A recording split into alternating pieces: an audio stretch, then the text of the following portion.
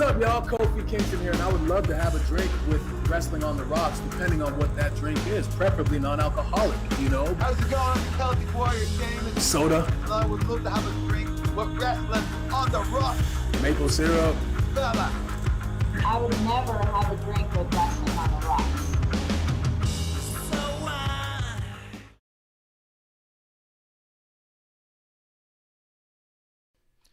Fuck, dude. Fucked up the goddamn camera while we were going. Finally! Kevlar has come back to Wrestling on the Rocks. That's right, everybody. This is Wrestling on the Rocks, where every show is our first show because we just can't figure it out. While we were doing the intro, the camera went out. I got it back going again, and now all the lighting on it's messed up. This looks all right. I think this is all right. I think we're doing it. Let me see. Oh, I forgot to unmute Kev for a minute there. It's all good. We're doing this, man. We're going. This is it, man. This is episode 1, Dive Bar of the IWC Wrestling on the Rocks. I am at Ref March. This is at WOTR, the show. And right there, as per never, at Kevlar on the Rocks, the other half of the IIRonics. Kev, go ahead. Still pushing it. Yeah, it's going to happen, man. We're going to sell that goddamn shirt. How you doing, Kev? Say hi to everybody. Hi, everybody. I'm good. Hanging in there. Still hot as shit here in Arizona. Yeah, it does not let up. It's not let up one bit. Not at all. Let's see. Oh, man, I didn't realize this was set up wrong. All right, this is good. No, we're doing it. That's good stuff. Kev, let's start with something easy. Something that we know. What's in your glass? Today I'm drinking some proper number 12. I Fighting on Saturday, so starting the festivities a little early. That's a good point. It's got a matchup. Did you see the video that they did to advertise it? No. The voiceovers by Becky. Oh, I heard something about that actually, but I still haven't watched it. All right, I'll Pretty send cool. it to you. I will send it to you. I'm going to have myself a Coors Light, and then you know what? I'll join you with the proper 12. I wasn't sure what I was going to drink after I finished it, but I got proper 12 right here, so we can get all proper. 12 times over will be proper. Oh, yeah. Justin Time's in the chat already. Sierra, Alligator, and Kuro in the chat. Cheers to everyone. Thank you Cheers. guys for coming through and being part of the show and derailing it. It's one of my favorite things you guys do. Yep. Pretty good If at it. anybody, yeah, they're pretty good at it. If anybody wants to join and derail as well, twitch.tv/Wrestling on the Rocks. You can go to wrestlingonrocks.com, find all of our links. Justin has a comment for you, Kev. Woo! What's up? The Suns and Bucks in the finals. I know Kev is Yes, definitely sir. happy as I am. A little more, I think. But yes, That's probably true. I'm beyond excited. That's why we're going early today, so I can watch the game. Yeah, this is the special NBA playoff startup time. We are like the opposite of wrestling shows. We don't get preemptive. We just go before it. Mm-hmm. You know what I mean? So, yeah. The NBA kicks wrestling shows to the side, and we Yeah. decided to get one in first. Quick jab. Yeah, quick jab. Bah, bah, bah. What are you going to do? Bah. Kev, I'm going to read this real quick. I don't know if... God, dude, when was the last time you were on the show, dude? Like, how many months has it been? Probably like 13, 14. 13, Month. 14 sounds about right. Sounds about right. Yeah. You do know that we got ourselves a little sponsor, did you? Yes. Yeah. All right. The We do coffee. have ourselves a New sponsor. Wave, right? New Wave Coffee, newwave.co, NOOWAVE.co. Flow State Coffee is specialty grade coffee with L-theanine and raw cacao for productivity and creativity, better energy, focus, and mood than a regular cup of coffee, while decreasing the negative side effects like anxiety and blood pressure. And guys, I've been loving it. Clump's been loving it. Bishop from TUW Takes Podcast, he's been loving it, and we think you guys should go there too. Throw in the promo code CHEERS for an additional 10% off any ongoing sale that they have going on already. If you buy a single bag, you'll get 10% off. If you buy a subscription, you'll get an additional 10% off on top of whatever the first bag cost would have been. So check them out. He was trained by Lance Storm. He's an indie wrestler. And if you pay attention to Lance Storm on Twitter, he just posted a bag of his New Wave coffee there too. I didn't see a promo code for him though, so Just saying. just throwing that out there, guys. So cheers to New Wave for that. Also, for TW Takes Podcast, if you go to twtakespodcast.com/TWTs and you throw in the promo code DIVEBAR, because we are the dive bar of the IWC, of this side of the IWC, properly curated by Just In Time 211, friend of the show. You get an additional, I believe, 25% off his already really low prices and his incredibly fast shipping. So, guys, a lot of sales, a lot of good stuff here. Let's see. Sierra's in the chat. Sierra Alligator. Love L-theanine. Cool. I take the vitamin. That's cool. Cool. It all sounds cool. I would say try it in your coffee. I know you like coffee. I know you like chocolate. Here's coffee and chocolate with that vitamin. So we'll have to sort you out. We'll have to get some New Wave down there to try it out. Also, the way Bishop's been doing it is he got the little cups. Also, the way that Lance Storm is saying he does it, the little Cups.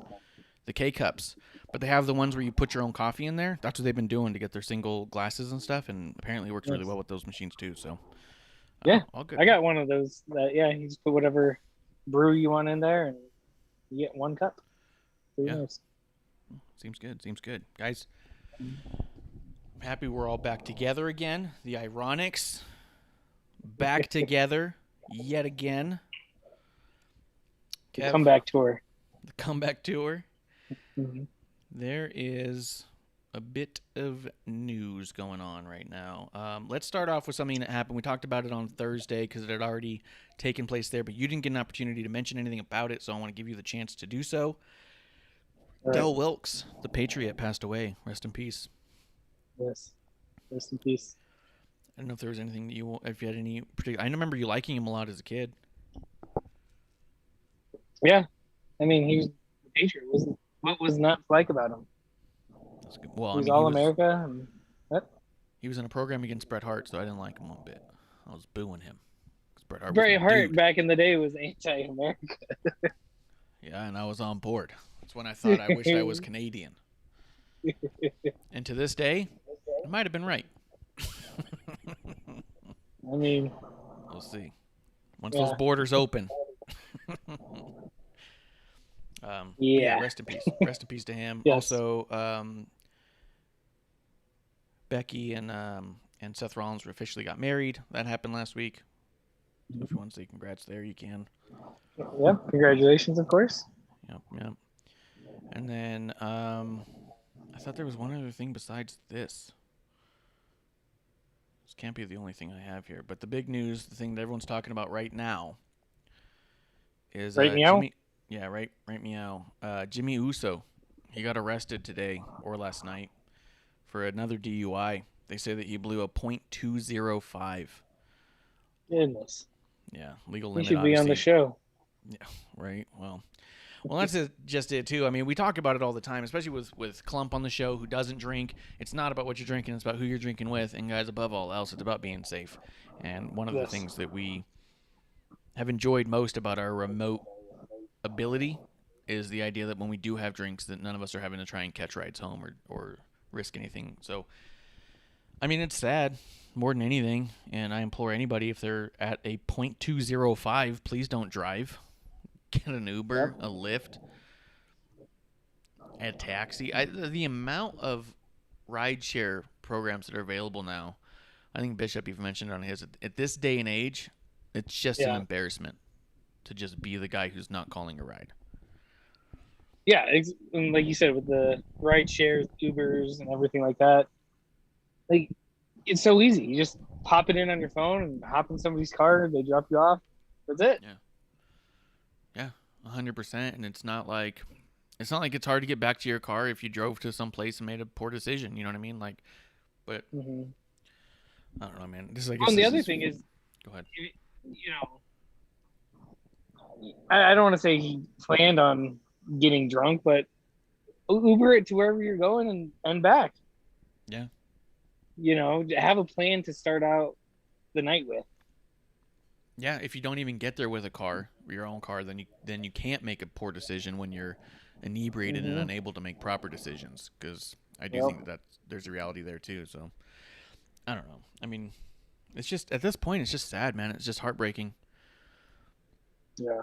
You know, this is like, I guess, his 5th DUI. I don't know, it just sucks. The guy clearly needs help, and I just feel bad because, I mean, we're going to talk about it when we talk about Smackdown. The dude's killing it when we see him. He's never done anything but entertain us, and just sad to see somebody struggle like that, you know? Yeah. Yep. So, I mean, I'd say cheers, but it's not the idea here. Yeah. Well, shit, dude. I thought Cheers we had to other news. getting a safe ride home. That's what we can cheers to. Yeah, absolutely. Cheers to getting home soon and safe. And again, it's not about what you're drinking; it's about who you're drinking with. And if you find yourself in any position that you are even the least bit questioning your ability to drive, then don't do it.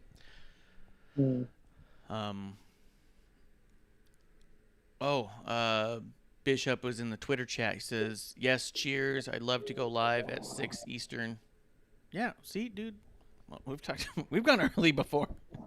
Man, I don't have other news, and I swear to God, there was another news thing that I just completely. If anybody's in the chat and has anything news-wise you want us to talk about, we can talk about it. But a lot of the other stuff I think we're going to be talking about is going to be coming up as we go through it. Yeah. You know what I mean, with the returns and all. Was there anything going on that you wanted to talk about, or anything else you want to say about the Jimmy Uso thing? No, it just, see people make poor decisions repeatedly. Might be something, beyond what, we see. Yeah. Like, I don't know how to, might be facing some other demons that, he's covering up and drinking about, and hopefully he can, find peace, or even if he's just drinking a lot just to party, then. Yeah, I mean, I don't know. It's kind of weird that we're, yeah. I was gonna say it's kind of weird that we're sitting here and our show's Wrestling on the Rocks. We're having a drink and telling people just to be responsible, but it's kind of contradicting. No, I mean, we've always been supportive of sobriety in general. I mean, Clump is our third, and he's not had a single drink with us on the show. He's always had coffee and soda, and the whole idea of it is community, not drinking. It's not that drinking drives the community. It's that drinking should be something you do responsibly amongst community. You know what I mean? Yeah. We even did the Sober for October when that came around. Like, yeah, it's just one of those things where, I mean, this isn't like that Comedy Central show, Drunk History or whatever, where we try to see how obliterated we could get and come up with stuff. There's definitely been episodes here and there where we've had probably more than we had anticipated having. But at the end of the day, we try to be responsible about how we handle those after the fact, Yeah, we're not getting in our cars and driving home. Yeah. Going elsewhere. Yeah, 100%. And yeah, like I said, the idea of sobriety and drinking responsibly, I think, in community has always been more so what we're talking about than the act of drinking. So, Kiro says cruiserweight tag titles. I have no idea what he's talking about. He says, seriously, no one saw the cruiserweight tag titles, and that's correct. No one saw that. Justin says, the only other thing I've seen is Dana Brooke getting engaged to boxer Ulysses Diaz. That's true. Congratulations to them. They definitely they got engaged there. So cheers to them. Actually, you're still dating that basketball player. No, after the basketball player, she had a little bit of a Twitter back and forth with Batista. Then she started dating an MMA fighter, Ulysses Diaz. Oh, congratulations. Cheers. Yeah. Give me what I want. Oh, the other thing is Terry Funk. Apparently he's been admitted to a care facility. He's got dementia, according to what we're seeing online and stuff. And so, cheers to him as well and get better. Or I don't know how any of that stuff works, man. But you feel bad for a dude who fought so hard for so long. And then the idea that he might not be able to remember it all or tell the difference anymore. Can you imagine? He fucking thinks he's Chainsaw Charlie for an afternoon? No, like, I've always wondered that with like actors that have dementia or Alzheimer's and stuff like that. Because I know, like I had a relative that had it. A lot of times they would like relive the past. But anyways, I was just wondering about like an actor that has had 100 different roles. Like say Johnny Depp, for example, he develops it. Like he'll be walking around as Jack Sparrow one minute, then Edward Scissorhands. Like, should be crazy. I mean, it sounds sad, but it also sounds like fucking crazy cool. You know? Like if you walked in to go visit Terry and he had like pantyhose over his face. Yeah. I'd be like, oh shit. Uh-oh. Charlie, how you doing? Yeah, exactly. Let's see. Kuro's in the chat. He says he sent a link for a Ringside News article. It says design revealed for scrapped WWE Cruiserweight Tag Team titles. I can tell you without clicking it, I don't believe anything inside of there. For one, Ringside News is the least reputable source of all shitty sources. Two, if it was scrapped, there's no evidence whatsoever that it actually was happening and not some sort of fan art or even a... I mean... I could send down a picture of Wrestling on the Rocks title that WWE was going to post one day. You know what I mean? And then even then, the King of the Ring title that Mabel had made, they never put it on TV, never had intention to. He made it for himself, you know? Yeah.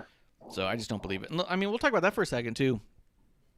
The idea that the Jimmy Uso news broke through TMZ Sports, I think highlights the idea that these dirt sheet writers and these, in quotes, wrestling journalists don't understand the reason that no one looks at them as journalists and looks at them as fanboys is because they don't get news. They report tweets, they report conjecture, they report rumor based off of podcasts and stuff. Like, they literally don't find news. They just report what they're witnessing as fans. I don't remember the last time I actually read anything from any of these quote journalists that wasn't actually already out there. The closest you get is Sean Ross Sapp seems to find out who's being fired moments before they tweet that the person's been fired. And if that's all I'm getting out of the guy, I'm not thrilled to do it. Let's see. Kira says it came from Jack Gallagher. I don't know, man. Gallagher. But I mean, even then, so one of the articles that came out after this was that backstage officials are very upset at Jimmy Uso. That's what the wrestling journalists are writing. No. I'm like, yeah, what? They're not thrilled by this? Yeah, it's a bit of a stretch. Right. Breaking. I wonder who the source is. Yeah. But all of them are, reporting the TMZ article that was actual news.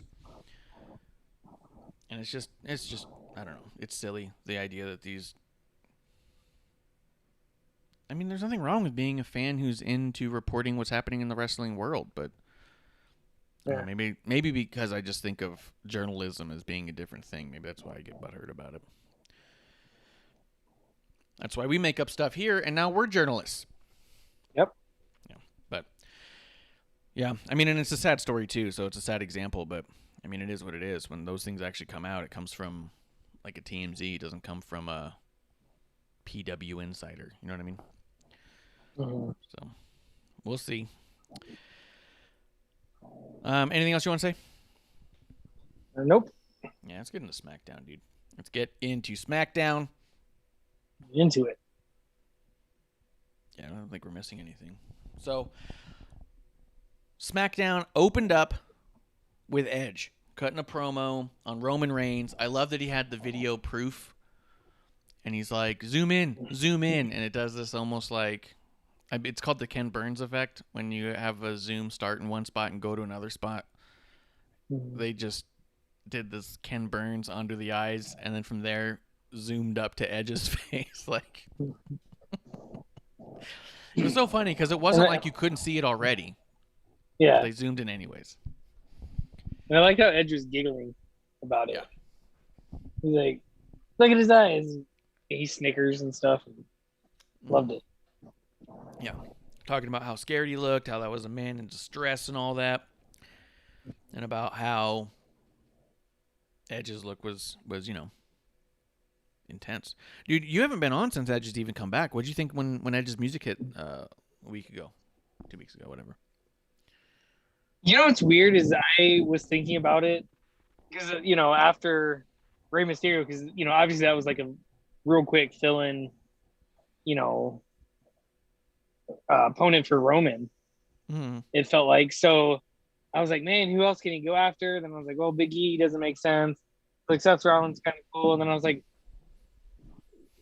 what happened to Edge? He came in, he lost, and he disappeared. And then, when his music hit, I just kind of was like, there he is. He's here. There we go. Yeah. I've been thinking for weeks when Edge is coming back. And for whatever reason, I didn't have this one like scouted at all. Like when his music hit, I was like, oh shit, it's now. Like it's right now. Yeah, it's now. It's happening right now. Yeah. No. So I was pretty stoked by it. And I love this promo. Dude, Edge is so good. He's on a whole other level. I mean, I think most of SmackDown's on another level, dude. Yeah. Let's see. I mean, he says that he's inevitable. Oh, I hear that a lot. When people leave and come back, they say they went from unwanted or undesirable to inevitable and undeniable and all that. I've been hearing that so much in this past year or two. Really? Yeah. I feel like that Cody Rhodes was the first one to say it because I think that was his whole moniker type deal when he went to the Indies after being released from WWE. Mm-hmm. Undeniable to undesirable to undeniable. And I feel like that a lot of people straight jacked it now.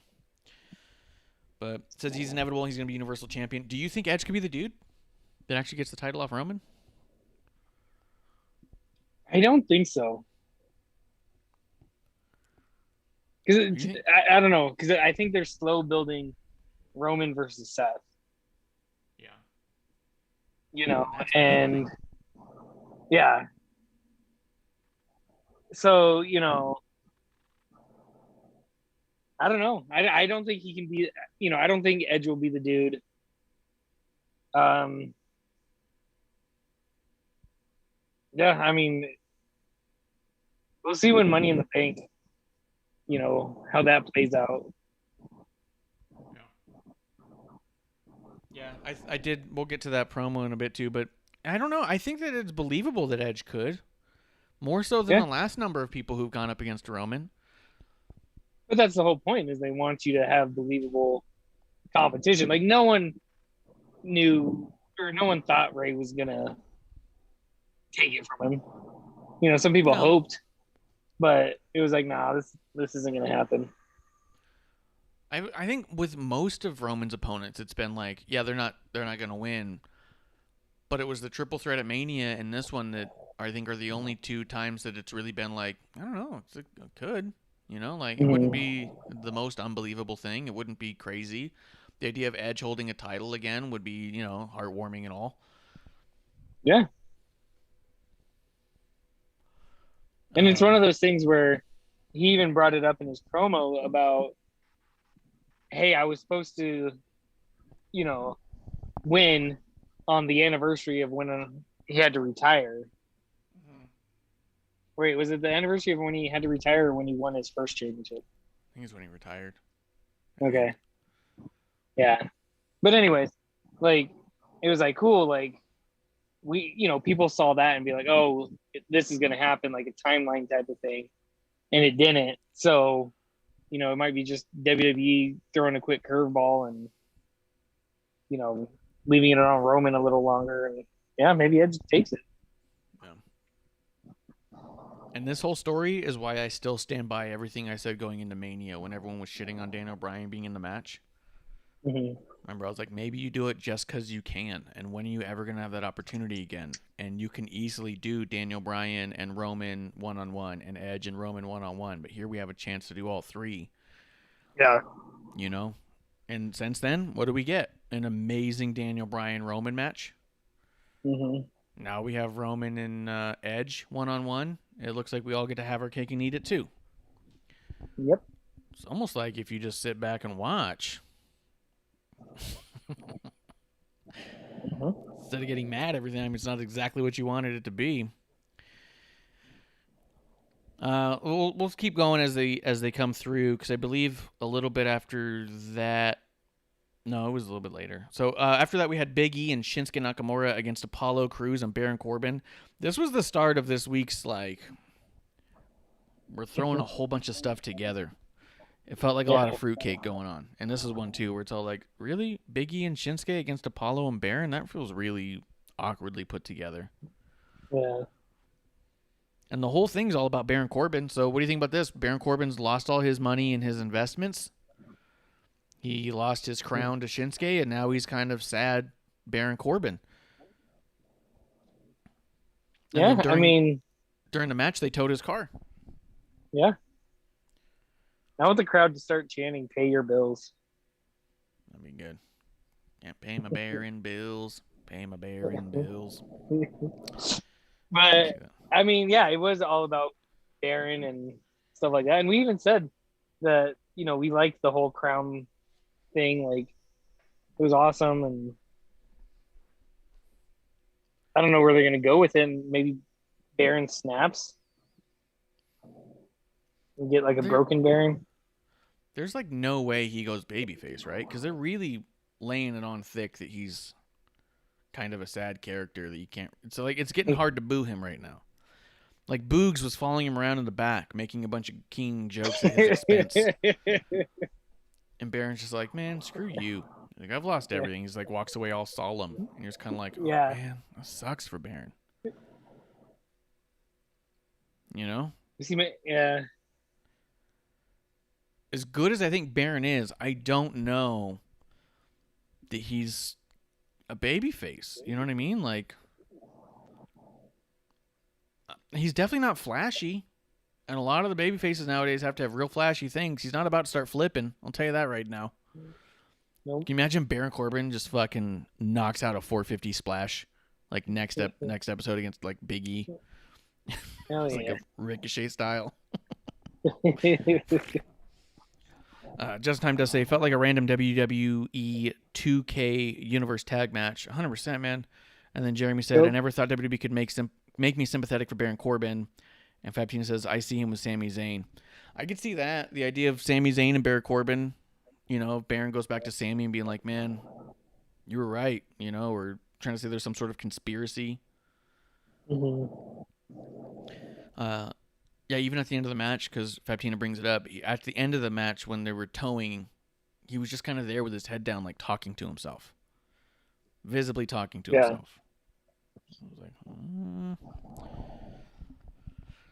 I don't know. See, like I said, I think it'd be cool to see him like just snap and just go into like this mean motherfucker that's, you know, just pissed off at the world.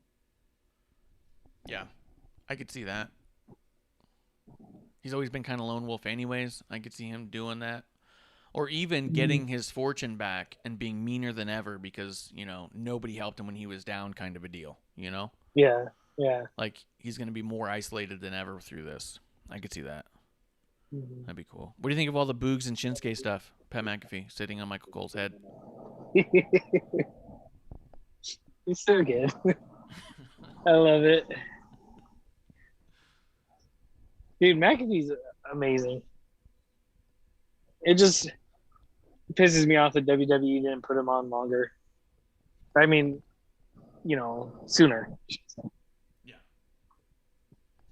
Yeah, I agree with that. For the most part, I do feel like the Boogs thing is becoming a bit of a broken record to me, though. I'm getting a little tired of it. I can kind of see that. It's because it's just a one-trick pony. Yes. Yeah. I don't think it's necessarily bad. I just think it's like the one kid saying one joke in class over and over again. You only laugh the first time or two. And the third time, you're just trying to be polite. And after a while, you're like, yeah, I get it. We all heard the joke last time. Like, it's not getting any different. That's what I mean. Yeah. Yeah. I mean, I'm just curious to, you know, what do you do with Boogs moving forward? Do you That's a get good a point. Boog Shinsuke tag team? I mean, do you even go Boogs Baron Corbin as even a program? It wouldn't be the worst place for Boogs to start. Yeah. But I'll be honest, it's going to be hard to cheer for him when he keeps making fun of Baron Corbin and Baron Corbin just walks around looking sad. You know? Not exactly standing up for himself very well right now. Yeah. So I don't know. I thought the match itself was pretty good. I think the program with Baron Corbin has me really invested in Corbin right now, so I think it's working. I just, like you said, I have no idea what's next, which I think is part of the reason why I'm enjoying it so much. It doesn't seem super telegraphed. Yeah. Dude, who was it was the B team. I'm trying to remember who created their like own T-shirt where they just scribbled on it. Oh yeah, They need a B-team. Baron Corbin shirt like that, where he's in the back trying to make his money back and selling Baron Corbin shirts that he just wrote Baron Corbin on. Yeah, he like couldn't afford a graphic designer, so he had to do it himself. Yeah. Can't afford anyone to design it for me. They just make it like with Forrest Gump. Remember where he had the mud all over his face and wipes his shirt with it, and then there's a smiley face. Yeah. He does something like that. Like Xeroxes like the side of his face, and so it's just like smushed up and just says Baron Corbin written all horribly underneath it. Yeah. It'd be so good, dude. Faptina says his head ? Yeah. When Boogs was coming out, Pat McAfee sat on Michael Cole's head. There's a couple gifs going around of it. Yeah, he was on there. Yeah, it's definitely perched up. But I mean, I like it. I don't know. Some stuff's getting a little bit tired to me, and I wonder how much, because I really feel it now. Remember I said a couple weeks back that I thought once we knew fans were coming back, that we were going to see a slowdown in the product, much like when we didn't know when the fans would come back, how it was like really a holding pattern for the first couple weeks of TV. And everyone's all like, oh, they're just going to wait. They're going to wait until there's fans. They're going to wait until they're fans. And it was like 3 weeks down the line, you're just all like, yeah, but how long do you not move forward? You know what I mean? Yeah. And so they had to start moving forward, and I think they picked up that momentum and just went with it for a while. But I think now that there's light at the end of the tunnel, hey, we're 2 weeks away from fans, it's a lot of like, well, maybe we can hold off a little bit, you know? Yeah. Well, and look at Drew McIntyre. He's definitely excited. Oh, my God. You mentioned Fort Worth and San Antonio. And I'm going to tell you a story about the Alamo. Anyways, we'll get to that later. Let's see. Well, after that, we had Bayley come out, cutting a promo about how not impressive Bianca is as a champion, how good she is. I agreed with everything she said. Well, you know what's funny is, speaking of things getting stale, to me, I think Bianca as the champ stale already. Like, it's just not. It almost kind of like, obviously not nearly as bad by any means, but like almost when McIntyre first won, it was like, okay.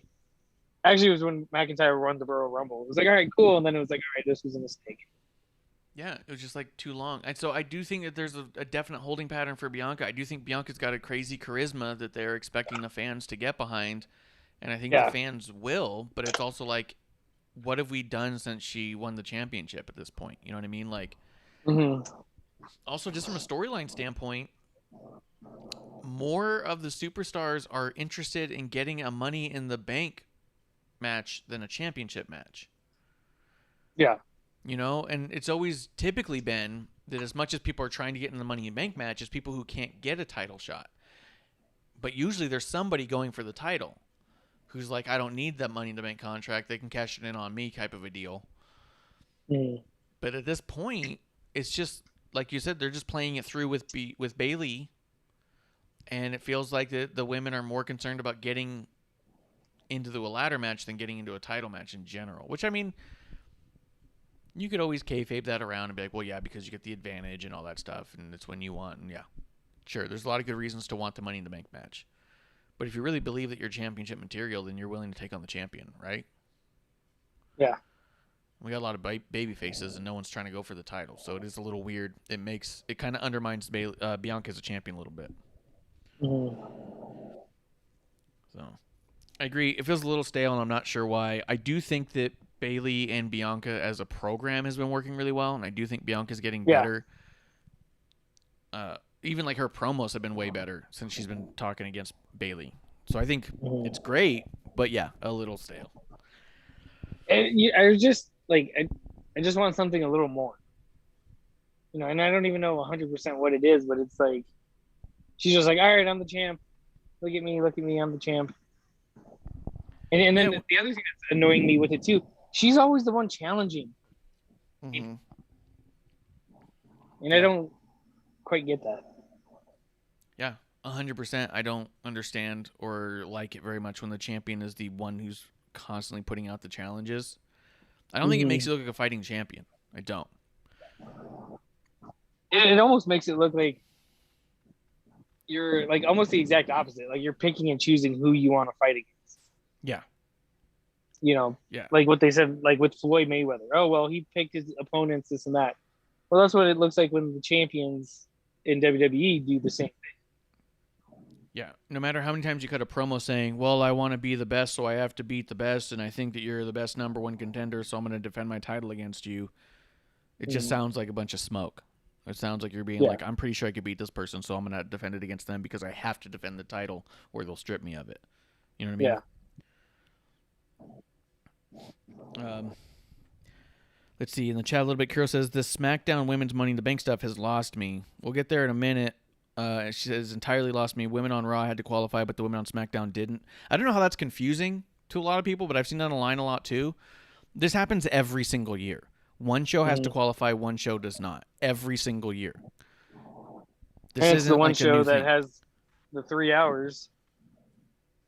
So they're like, I feel like they've it's typically been the other way, because we've mentioned that in the last 2 years, was that SmackDown had to qualify, but Raw didn't. Raw was appointing people, and we always said, why isn't Raw having the matches? Because they have longer time to fill. But it's always been that way. One show's had to qualify, and one show's just handed out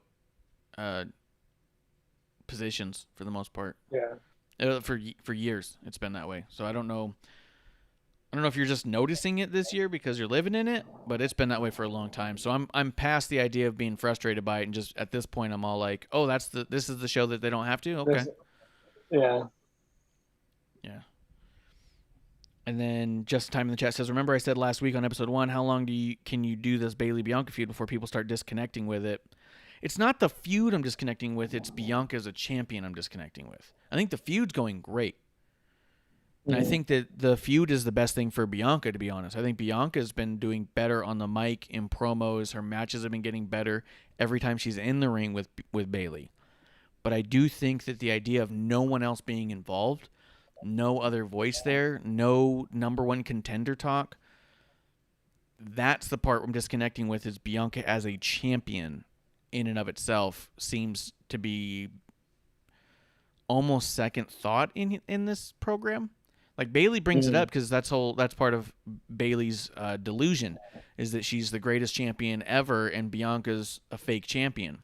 So it works to push the story along, but outside of Bayley, no one else is talking about Bianca on the show. Yeah. You know, no one even the women in the SmackDown matches, or not matches, but even Carmella and we'll get there in just a second, but Zelina, they didn't mention cashing in on Bianca. They didn't say they want to take Bianca down. They just said, yep, I'll get the title shot for whichever championship I want, which also changes year after year.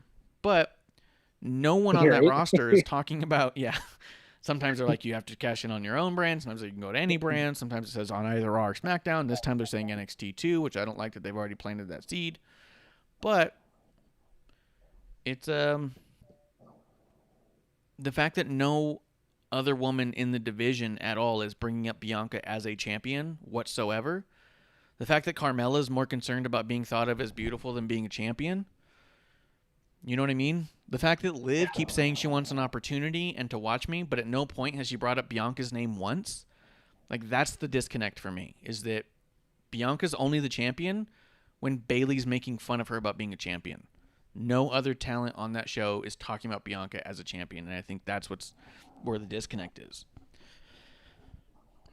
Because even Drew and Bobby Lashley, when they were champion, there was always somebody else talking about it. You know what I mean? Sheamus was talking about Drew and Randy and Bobby Lashley, and even the other guys in the Hurt Business were mentioning the idea of getting, why couldn't they do it? Like, there's other people should be there to want the title, right?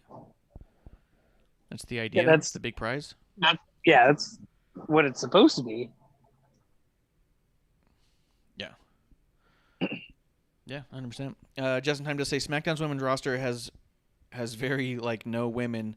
That's one reason I believe they're just announcing the competitors, and it's very possible that that's the reason why that's the show that they're doing that on.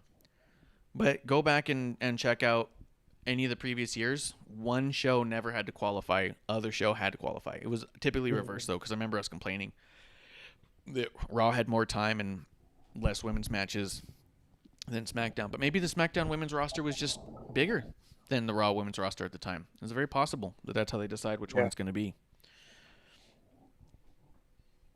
Because then at that point, everything looks like a tournament, right? If you had 2 episodes where everyone's qualifying for one thing, maybe it just feels too tournament-like, and they're trying to keep a separation between the shows. Maybe. Maybe. I don't know. We're not backstage. What do we know? Nope. But we are getting a Bianca and Bayley I Quit match, which is only the 3rd women's I Quit match in the history of WWE, it seems. I'm actually excited for it. I think it'll be cool. Yeah. Do you think there's any chance Bayley wins this match? I mean, I think, I think there's always a possibility for Bayley to win the championship. Yeah. Is she going to be the one to take it off of Bianca? Maybe. And, and truthfully, if she does, I wouldn't complain about it. Yeah. But after this, it's all right, where do you go? What do you think about her saying in the promo that she didn't say she would, but she said, I might as well, if she goes, if I quit, I might as well leave SmackDown, or I can stop wrestling altogether, or, you know what I mean? Like, leave WWE, I'll never compete again. Like, that whole thing. She didn't say that any of those were stipulation. I think it's going to be part of the story next week, too. Yeah. But it does make me wonder, do you think there's a possibility they turn it into a loser leaves town match and Bayley ends up on Raw? I was thinking that for a little bit, but I mean, because Raw could definitely benefit from Bayley going over there. I think so too, yeah. And the nice thing about Bayley on Raw, if Charlotte stays on Raw, Bayley and Charlotte typically do have good matches, and Bayley has won a lot of times against Charlotte, so it's not like she would go over there and just get buried under the whole Charlotte umbrella. So it could be good to have another strong competitor on Raw when you really only book Charlotte that way. You know what I mean? Yeah. So it could be at least a nice balance. Not that that's what I'm looking for.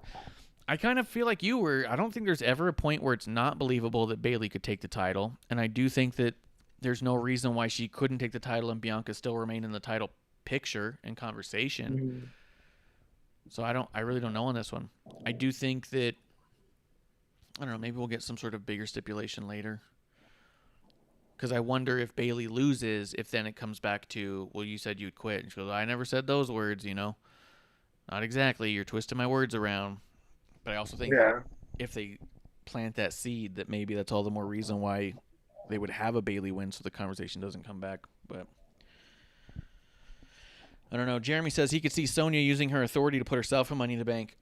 I was thinking, and we're almost there, but I was thinking, what if Sonya, like next week or the week after, puts herself as the final spot in Money in the Bank, leaving Liv Morgan out of Money in the Bank, and Liv Morgan comes out again saying no, and it actually ends up with a match against Sonya Deville. Winner ends up in the match, and then that's how Liv gets in the match. So Sonya places herself in there. They think she's returning to the ring, but then she, has one match, loses, and then she's back out. Yeah, I mean, that'd be interesting. I think even if she just puts herself in and that's it might be kind of cool. I mean, it would be a shitty thing. People would boo. Yeah. Just in time, she goes, I honestly just want to see Bailey have another title run. You're never against a Bailey title run. She's my Stone Cold right now. You know? Anytime she comes through with something, it's like, yeah, go ahead. You know? Do it. Yeah. But I guess we'll see how that goes. Coming up after that, speaking of Stone Cold, Kevin Owens and Sami Zayn in a last man standing match for the Money in the Bank qualifying match. Pretty damn good. This was fucking so good, man. Yeah. I mean, whenever those two go at it, you know it's going to be awesome. So then you have the last man standing stipulation. Just pure gold. Every time I started to think it was going to go like too far and bring me out of it, it didn't. You know what I mean? Because there was like when Kevin goes through those two tables and he like barely makes it up, I was like, come on, that should have been it. There's two fucking tables. The guy should be dead. Yeah. But then everything that happened after that, like, had me still in it for sure. I was like, you know what I mean? But every time, dude, I thought this match was so good. I thought Charles Robinson did an awesome job in this one. The way he was checking on people, the way he was counting, the way Robinson stayed in the ring for almost all of it. There was only a couple times he left the ring at all. I loved it. I thought that was so cool because a lot of the refs, especially on the indie scene or even in other companies, the second the talent leave the ring, they also leave the ring, and I never understand why. Why they would leave the ring and stay out of the ring. Go ahead. Yeah, you can see everything from the ring. Yeah. You don't need to be, you know, right next to them, especially in the last man standing where all you have to do is see them get up. Yeah. Yeah, the only time Robinson got out was to check on some people through some bumps. He ran right back into the ring to go ahead and start counting. And then I think when Kevin went through the two tables, he counted right there next to the tables because he couldn't maybe see Kevin through the rubble. And then at the very end, where Kevin and Sammy were kind of both rolling around towards the edge, Robinson came out then too. But for the most part, he stayed in. Kira says, if that's how it's going to go, can they stop advertising that if she wins that she's in because 2 weeks in a row that's been the stipulation? I haven't noticed one time they've made the stipulation that if Liv Morgan wins that she's in the match. She just keeps saying she wants to get in the match, and Sonya says, well, let's see how you do against this person, and makes a match. It's basically Liv against the Authority right now. Yeah, prove to me you deserve to be in the match, not that you will earn the match. Which is, I don't know, classic Authority versus babyface stuff, which is like, I keep getting screwed. I mean, it's definitely building people wanting to live in the match. Everyone's saying she deserves to be in there. It feels like it's working. We're almost there. See, I think if she gets in the match, she wins it. As much as they've been pushing her like this. Yes, I think that's exactly what it is that they keep... Well, we'll get there in just a second. Anything else you want to say about Sami Zayn and Kevin Owens? Well, sorry, we've been going back and forth. I didn't know if we've actually covered the women's thing. But anyways, a couple things. I loved how Kevin Owens... Because when Sammy did that one move on the apron to KO, and then he like falls outside, I was thinking to myself, I was like, oh, you know, they should do it like a 9 count, and then the guy rolls out and he's on his feet. Yeah. And KO did that, you know, like 2 minutes later, and I was like, fucking A, that was awesome. So good. And then the only criticism I have about this match is KO hits Sammy with the stunner. Yeah. And then Sammy just immediately rolls out of the ring and starts moving around and like, no, don't hit me again or something like that. And I'm like, that should have been, you know, that's the move to put you on your ass. Yeah. Like, that should have been sold a little bit more, I think. They're sold a little bit different, yeah. It was, I noticed that too with the stunner. I was all like, why isn't he like totally dead? Yeah, like...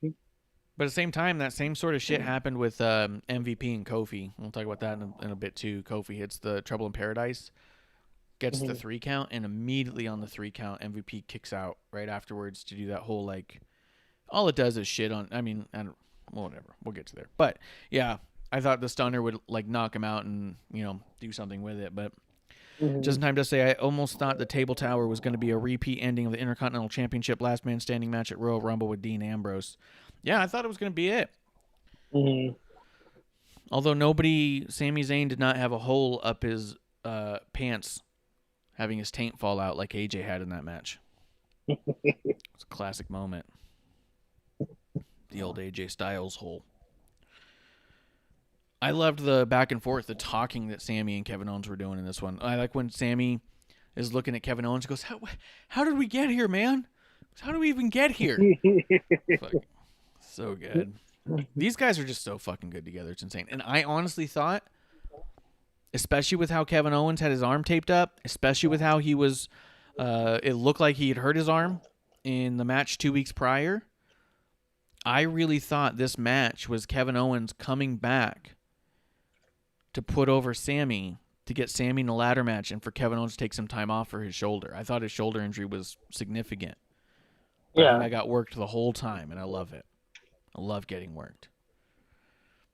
Well, see, and I stay away from the dirt sheets and stuff like that, and they, I saw one, and they said that, after that match where KO hurt his arm and stuff like that, they said, oh, Kevin Owens steps away, from wrestling, this and that, blah, blah, blah. And I was like, oh, damn, I didn't read into it. And then the next week he's on TV, and I was like, yeah, I hate dirt sheets. Dude, you know what they were reporting? What's that? A tweet. That's what I mean, Oh, dude. really? All they're doing is reading tweets and reading into them. It's so easy to work them nowadays. Kevin Owens just put out a tweet saying, I tried my hardest. I'll be back soon, but I'm going to have to take a break. And he was gone for 1 week. Mm-hmm. And everyone's all like reporting it. It's like, oh, he steps away for a while. And you're like, great. You guys have the same Twitter I have. I'm just throwing a little salt on the wound there. But, yeah. Yeah, and so I thought this was Kevin Owens going to put him over. Sami was going to end up in a ladder match, and Kevin Owens was going to take time off after a last man standing match. I was like, oh, how good is that? Because you make it look so brutal. Of course, he would need time off. In this regard, Sami got the shit kicked out of him and is not in the match. Kevin Owens is, so Kevin Owens must be fine. So, but I thought it was awesome, dude. I thought it was awesome. Let's see. Somewhere in here, we had a couple backstage segments with Jimmy Uso and Paul Heyman about how Roman's not there and about how Jimmy needs to get Edge in check and all that. Dude, I think Jimmy just can't miss on these things. That's what makes this whole thing going on with him even more sad, is that he's so good in all these segments. He's like, he was talking instead of Paul Heyman. Paul Heyman was just making facial expressions, and that was it. Yeah, and I loved it. That was so great. Jimmy's like, oh, should I do this? Should I do this? He was just talking the whole time, and Paul was just sitting there, like, not saying yes, but, like you said, the expression on his face was like, yeah, you should do it. Yeah, why not? Yeah, go ahead. So, I don't know. I just thought it was good. As we move along, we'll get to what we've been getting to anyways. Zelina Vega comes out, or not, Sonya comes out, announces that she's got a new person to be entered in Money in the Bank, and announces the return of Zelina Vega. I thought this was awesome. I love it. The dirt sheets were nowhere near this one. No one saw it coming. No one reported it. No one had any idea. And the Twitter sphere went berserk, talking about how disappointed they are in Zelina, how this is terrible, how she's a sellout. Dude, it's real fucking... Go ahead, say what you want to say. I was going to say, I just hate when people sit there and say, oh, they're a sellout. They're a sellout. Fuck you. My bills need to be paid. This company's going to pay me a lot of money. First off. Second off, how do you know AEW didn't offer her more money? Yeah. Realistically, if you're saying she's a sellout, then you're assuming that WWE offered her more money than anywhere else. Maybe they didn't. Yeah. Maybe they did. Maybe they didn't. None of us know. You know what I mean? People are just making these vast assumptions off of contract negotiations, and I don't understand contracts to begin with. There was someone I saw even posted, they said, I'll say this much, money talks real loud, that's for sure. Are you sure? Were you in those fucking phone calls? Did Zelina tell you what the reasoning was behind any of this?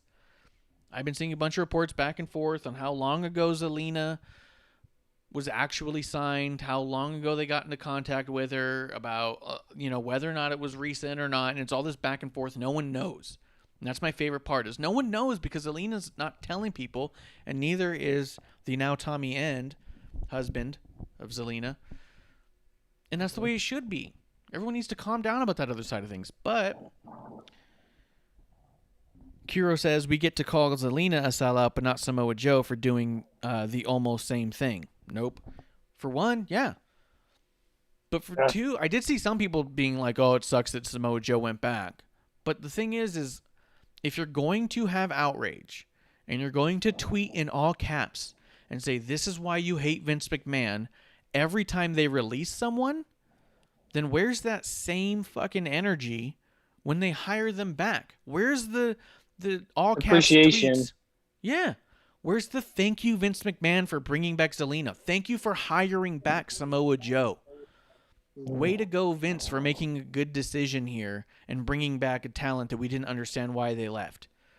I'm not saying that that's the mentality people need to have or that I have that mentality, but I'm saying if your energy is that if he fires someone, he's evil, then what does he get for hiring someone? Yeah. Well, they're still mad at him because then Zelina can't go to AEW.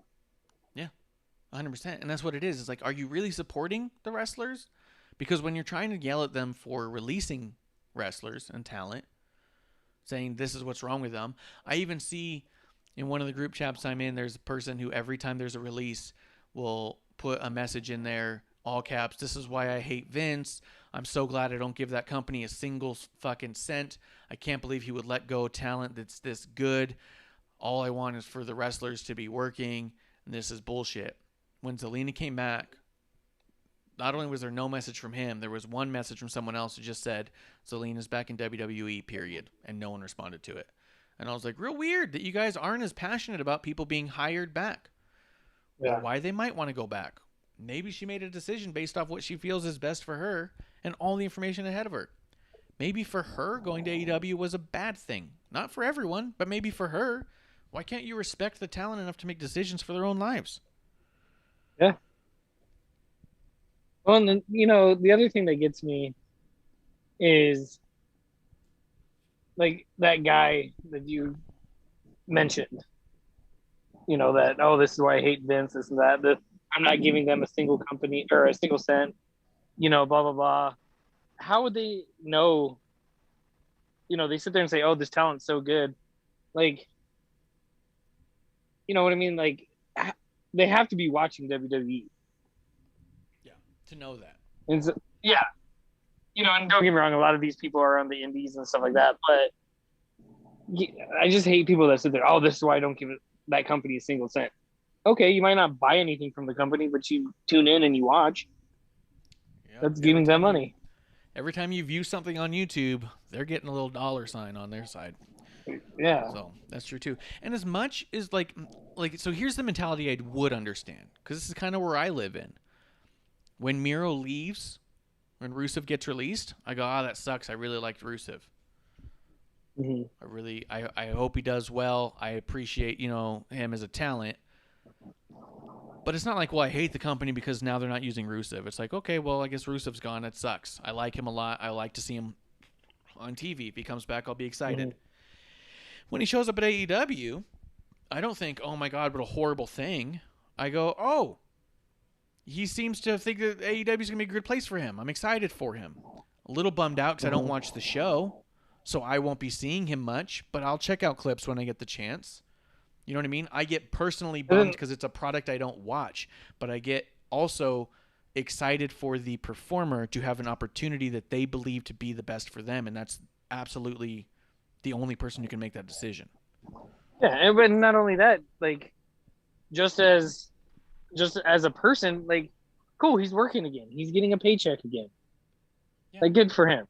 You know what I mean? Not like, oh, I don't know. People piss me off. I hate people. It's literally what we said about Sting.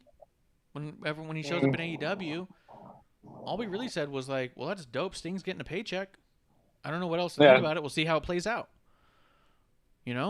Why are you guys not excited Zelina's getting a paycheck? Like, what the fuck? Yeah. Let's see, in the chat, a little bit's happening. Just in Time says Zelina more than likely would have ended up with Andrade again if she went to AEW, which I think also to me was a funny bit. Because last week, Andrade tweeted out that he was going to be making a major announcement on AEW and no one's going to want to miss it. And I saw a bunch of people retweeting it and saying, looks like somebody's 90 days is up. Oh, I think we all know who this one's going to be. Looks like he's getting a new mouthpiece. A lot of people being like, I can't wait to see Zelina over here. Or Thea. And then when he goes out there, he said his big announcement was, I'm going to have a match next week. I was like... Nailed it. And sometimes I think that... I don't think he's the only one, but I do think that there's people who try to build up excitement and shoot themselves in the foot because it's not what people were fantasy booking, to be honest. But then 2 days later, she shows up on SmackDown because everyone's like, oh, I guess not this week. Maybe next week Zelina will come out. It'll surprise everyone. And then she shows up on SmackDown and people are like, fuck! Kiro does say... Oh, and then Justin also says, I'm pretty sure Zelina wants to be known for more than just Andrade's mouthpiece. And 100% that's the impression I actually got here in this specific segment. Before we talk about the segment in its entirety, though, Kira says, let's burst the bubble because it's fun. WWE is a publicly traded company. By law, hirings and firings must be public. Let's do a faux pas and compare that to a privately traded AEW who doesn't have to announce who has and hasn't been fired or actually even hired fully. That's true, too. WWE, on their books, it's got to be announced for their shareholders and stuff, where AEW can keep all that stuff secret and has released plenty of people, but don't have to tell anybody they're releasing anybody because they're not publicly traded, and therefore Tony just does everything right, I guess. So, oh my God. We've got Raw playing on the background so I don't forget stuff, and I can't stand Drew, dude. But the segment itself, Zelina comes out, cuts a tremendous promo. Liv Morgan comes out. I even like that she cuts her own music because she's like, no.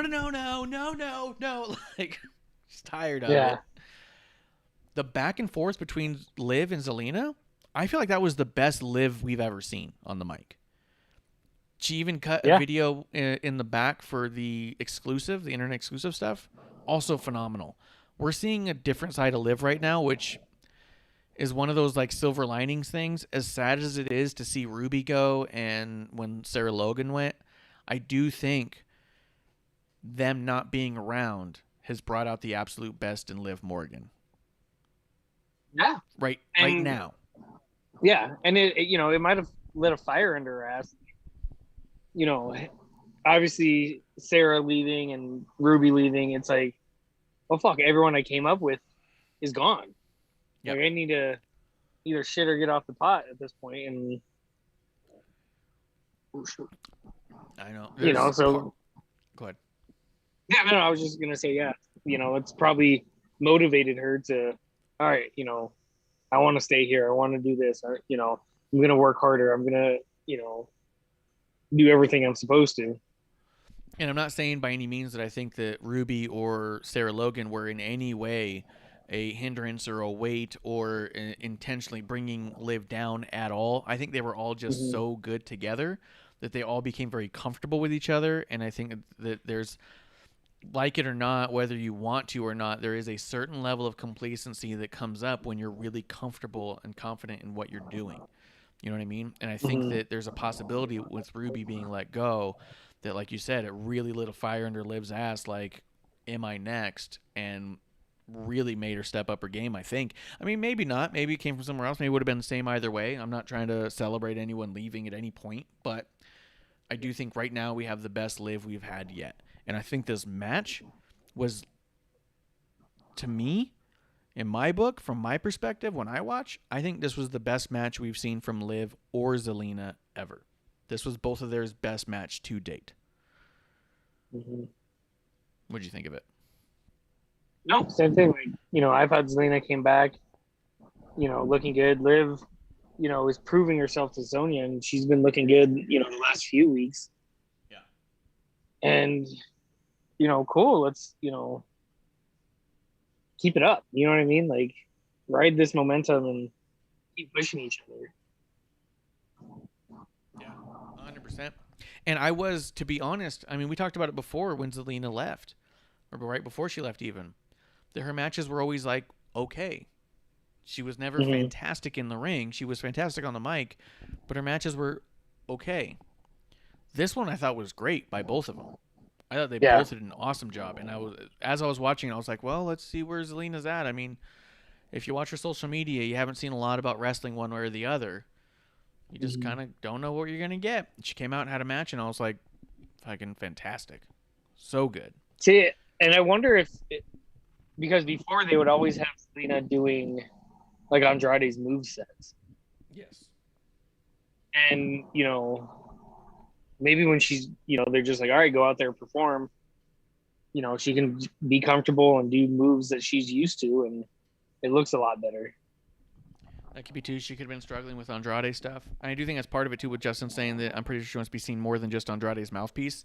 I felt like this particular segment with her on the mic and the match she had with Liv, I felt like she really stepped into her own and away from the I am a manager for Andrade that she had been fighting to get out from the entire time she was in there. Yeah. I mean, the whole last month or two she was there and she wasn't Andrade's mouthpiece. It was all like, oh, here comes Andrade's manager to have a match. Like, this really felt like she stepped out of that completely. Yeah. Faptina says, I'm glad to see anywhere where the talent gets to flourish and get paid. 100%.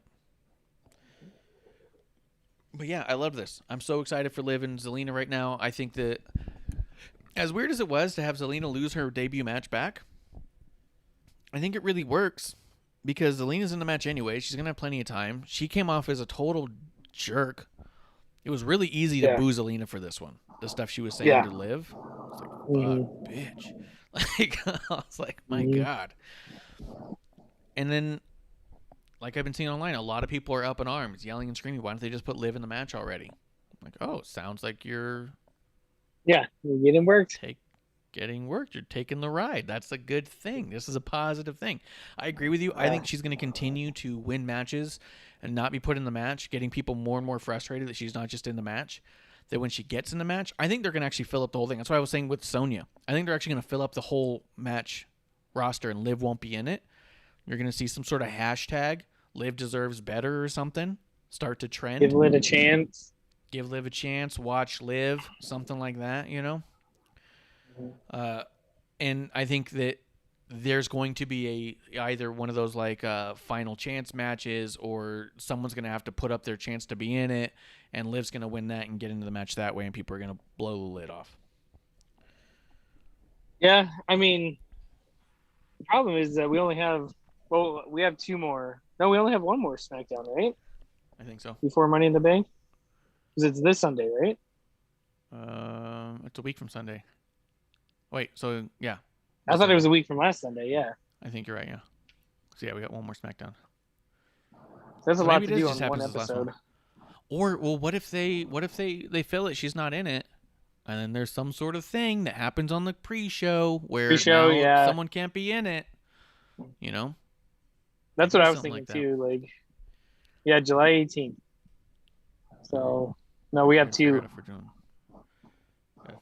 SmackDowns, right? Yes.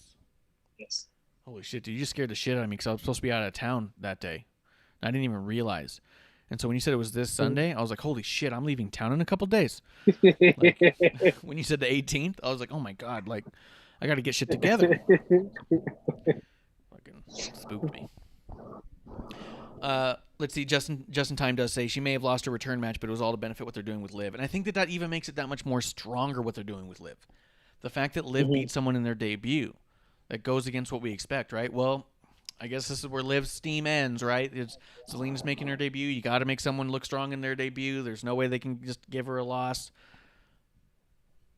It made Liv even more of an underdog in a situation. Liv is the ultimate women's underdog right now, and I love it.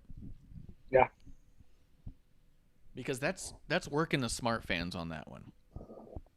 You know, that's what I like about it. It's making them. I mean, we'll talk about Eva Marine, but I think they're doing a lot of really awesome work right now on working the smart fans. The people who know better are the ones who are getting to work the most right now because it's so frustrating to know better and have them use that against you. Yeah. You know what I mean? So people don't like it. Well, they shouldn't have booked Zelina that way, but I'm going to accept it for right now. Get out of here. And that's the point. That's the point. So the point is you're talking about why they're booking and not the story. But yeah, I think Liv's an underdog because of the smart fans. Yeah. I love it. Let's see. Let's get ready to wrap up SmackDown. We had Otis defeating Angelo Dawkins, and then we had the Jimmy Uso thing at the end. What do you think about all the stuff that's going on with Otis, dude? I mean, I like it. He's turning it, they're making him look like a badass. I'm not sure.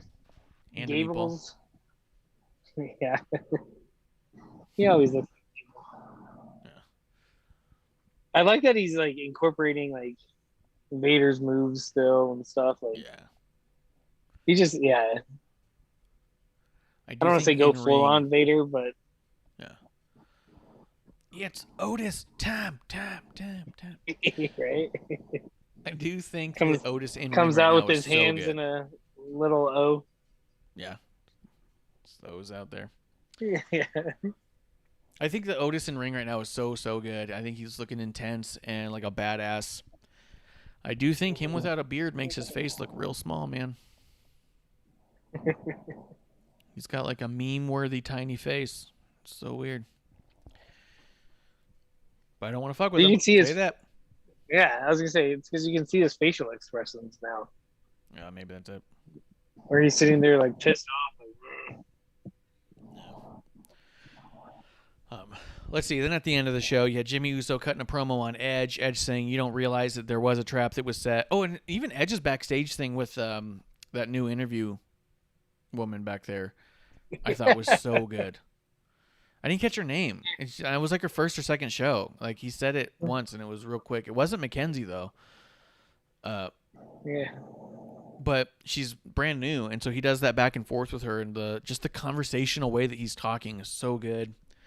But so he comes out, says there's a trap set, and he goes, "It's not for me, it's for you." And then Edge just beats the shit out of Jimmy, takes that piece of chair and pulls it back on Jimmy's face and gets that whole look going again with the eyes and stuff. And Edge screaming into the microphone, "You can't stop him," or "I can't stop," or something along those lines. Can't stop, won't stop. Get it. You know what I mean? Yeah. I thought it was such an amazing, intense way to end the show, dude.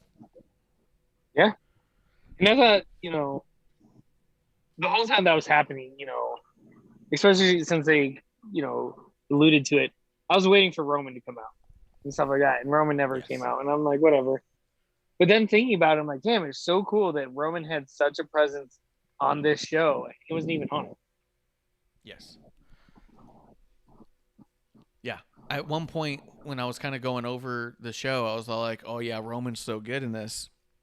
It occurred to me partway through the show. I was like, wait, Roman doesn't show up in this one. Yeah. Like when I was rewatching it this morning, I was like, oh, I love all the Roman stuff. And I was like, wait, there's none. Yeah. None Roman. The Roman stuff was there without Roman. Yeah. Cool. But anything else about SmackDown you want to throw out there? no. Great I show, love Zelina as being usual. back. I think it's so good. No, I like it. Like, it's like cool.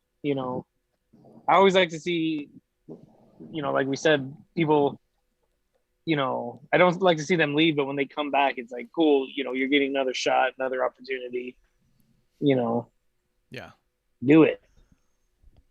I saw someone tweet out too, goes, I really get the impression that a Raw title reign might have been promised to somebody to get them to re-sign, or like a SmackDown title reign might have been promised to somebody. And I was like, I don't think for a second that anybody on either side of that contract is going, okay, but how many titles am I going to win? Yeah. You know what I mean? I think there's so much more to it. But what the hell do I know? I don't read contracts. I don't know anything about them. I don't understand. Nope, just sign them. We don't read them, just sign them. Just sign it. It doesn't matter. That's why I have iTunes. I just signed it. Yeah. Yeah, I agree. I agree to all terms and conditions, WWE. But, all right, man. Well, we want to talk about Raw? No. Here's the weird bit, dude. You haven't been on in a few weeks. And the last several weeks of Raw has been pretty fucking solid, man. Like, good shows. And then this week happened. And I was like, man, Kev's coming back for this one? Yeah. Maybe we should just stay off. Raw would be solid. Yeah, the whole time you were gone, Raw was good. Yeah. This felt an awful lot like they're throwing shit together for no reason. Sort of like Justin said before, it seemed like universe mode just gone amok. I mean, I'm just looking at the list of the stuff that happened and like... Yeah, just you're in a tag team, you're in a tag team. Or there's the only 8-woman one tag match match that made sense to even happen. So, well, I guess we'll just go through it. But I mean, it was like weird, man. You've been caught up on the other shows though, right? Yeah. Do you agree the last several weeks of Raw were pretty solid? Yeah, they've been better shows than they've put out recently. Yeah. So, yeah, I mean, to see this, I was like, yeah, I'm like you said, it felt like a standstill. It was like, all right, all the storylines are moving, everything's looking good. All right, now just pause it. And everyone's in a tag match pretty much. Mm-hmm. Bunch of weird-ass tag matches. Let's see. 2 stories, I think, moved at all. Let's see. So it opened up with The Miz doing Money in the Bank edition of Miz TV. I just really couldn't stand Drew McIntyre in this. I couldn't stand Miz or Morrison. You know what sucks, dude? Is as much as it always is terrible when someone gets injured and has to take time off, I did think Miz getting... Yeah. I did think that when Miz got injured, I was thinking this could be the best time for this to happen. If there's a good time to get injured, this is it. Because I felt like Miz and Morrison has gotten stale and weird. It's really destroyed the Morrison momentum that he had coming into the company. This will be a good time for Miz to go away, give us a chance to miss him, and then when he comes back, we're like, oh shit, here we go. And he just hasn't left. And I feel like it's dragging down Morrison more than ever. I feel like he's worse than ever. Miz being he's less funny than he's ever been. Like, yeah, it's kind of like, what is it going to take to get you just fucking step away for a few months? You know? Yeah, no, like, and I think we even said it when he got hurt. I don't know if it was on the show or we were just talking then. Like, sucks that Miz got hurt, but Morrison could benefit from this. And Miz is the only person in the history of WWE to get hurt, still be around. Yeah, not only still around, but still actively involved while matches are happening. Yeah. You know what I mean? How many times have they had people who are injured who are just not allowed to get physical at all? Nowhere near ring. Oh, yeah. They'll come out and cut a promo by themselves or with a backstage interviewer. Mm-hmm. And that's it. He's still ringside for all these matches. Yeah. I can't fucking stand it. Well, see, then, I just don't know if the injury's kayfabe. Because I know they said he was injured, this and that. But, like, the whole spot with Ricochet this week, where he rolls off the Miz's back, like, if they mess that up, and because it was his ACL, right? That the Miz allegedly hurt. Yeah. Like, if Ricochet lands on his leg, like, he can fuck him up even worse. Yeah, but it's Ricochet, man. That guy can't fuck up. I agree with that statement, but at the same time, it can happen. Yeah. I mean, it could happen, but if it's not going to happen, Ricochet's going to be the one to not happen to. Yeah. He's the most precise. If Ricochet was all like, hey, put a peanut on the end of your nose, I'm going to kick it right off your face. You'll never know what happened. I'd be like, shit, guys, watch this. It's going to be dope. You know what I mean? Yeah. Justin Time says he looked it up, the name of the backstage interview who Edge was talking to on SmackDown. Her name is Megan Morant. She did a fantastic job. Just didn't know her name. Yo, this segment, all the stuff with Drew was awful. I really always liked awful. Ricochet, and it's just bad, dude. Dude, in every segment that McIntyre's in, it turns into story time. Both of I them. don't. I cannot, for the fucking life of me, figure out where they're going with story time, the benefit of it, what the fucking plan is with it. Like, he comes off like a fucking dick. If story time is how he's going to turn heel, I mean, I guess that would make some sense, but at this point, like, I just don't get it. His stories are stupid. They're not funny. It sounds like he's being patronizing. He's telling jokes to children, it seems like. Even, like, the ones this week delusional. The ones this week I think were worse than ever. Yes. Oh, I'm a descendant of Davy Crockett. You know, we both don't give up. Shut the fuck up. Yeah, dude. No one so for 1 bad. second thinks that you're related to Davy Crockett. You know what it reminds me of? You know how comedies in America will start out like with a couple scripted seasons, and then you start watching how it just isn't funny anymore, and it's getting cartoonish, and everyone's a caricature of themselves, and then you start hearing about how everyone's just improvising now, and everyone just thinks they're so fucking funny. And that's what I'm getting with Drew. I feel like Drew worked on the storytime things at first. Now he thinks he's so fucking good at this, and he thinks he's so funny that he's just telling awful, awful stories that he's very confident in. He speaks confidently. I'll give you that. Yeah. But it's just He does. fucking awful. Dude, Ricochet in this segment I thought was awesome. I thought Matt Riddle was awesome in this segment with the Miz TV. And the best thing about Drew here is he for once did not interrupt a bunch of people and let them just fucking talk. Yeah. Oh shit. I don't have as much Prepper 12 as I thought I had. I'm gonna have to wrap this show up early. Yeah. Hurry up. Yeah, I don't. My favorite part of it was that Drew kept quiet for most of it. But I thought. And you know what's sad is that we have to point that out, that this is a highlight. That Drew shut the fuck up and let somebody else talk for once. Yeah. Yeah. But that's like his thing. He interrupts everybody all the time. I can't fucking. So there was that. And then it moved into John Morrison versus Ricochet. This match was one of the matches that makes sense because it's led into next week. So this one is also one that ended by count out. Ricochet got counted out. Miz was blocking Ricochet from getting back in using his wheelchair. I mean, it was an okay spot. The ref looks kind of dumb, but I guess Miz is making it look like he's trying to get out of the way. I mean, it was okay in that regard. But what it does do that's exciting to me is that we have Ricochet versus John Morrison next week in a Falls Count Anywhere match. And to me, that's what 3 matches do, is they build up to a stipulation that's going to be notable or interesting. You know what I mean? Yeah. Because I know a lot of people are like, we've already seen this match. And, count out? Oh, another count out? Yeah, because maybe we're going somewhere with this. Because if they started with a last man or with a Falls Count Anywhere match, we'd be like, why the fuck are we having a Falls Count Anywhere match? It makes no sense. Yeah.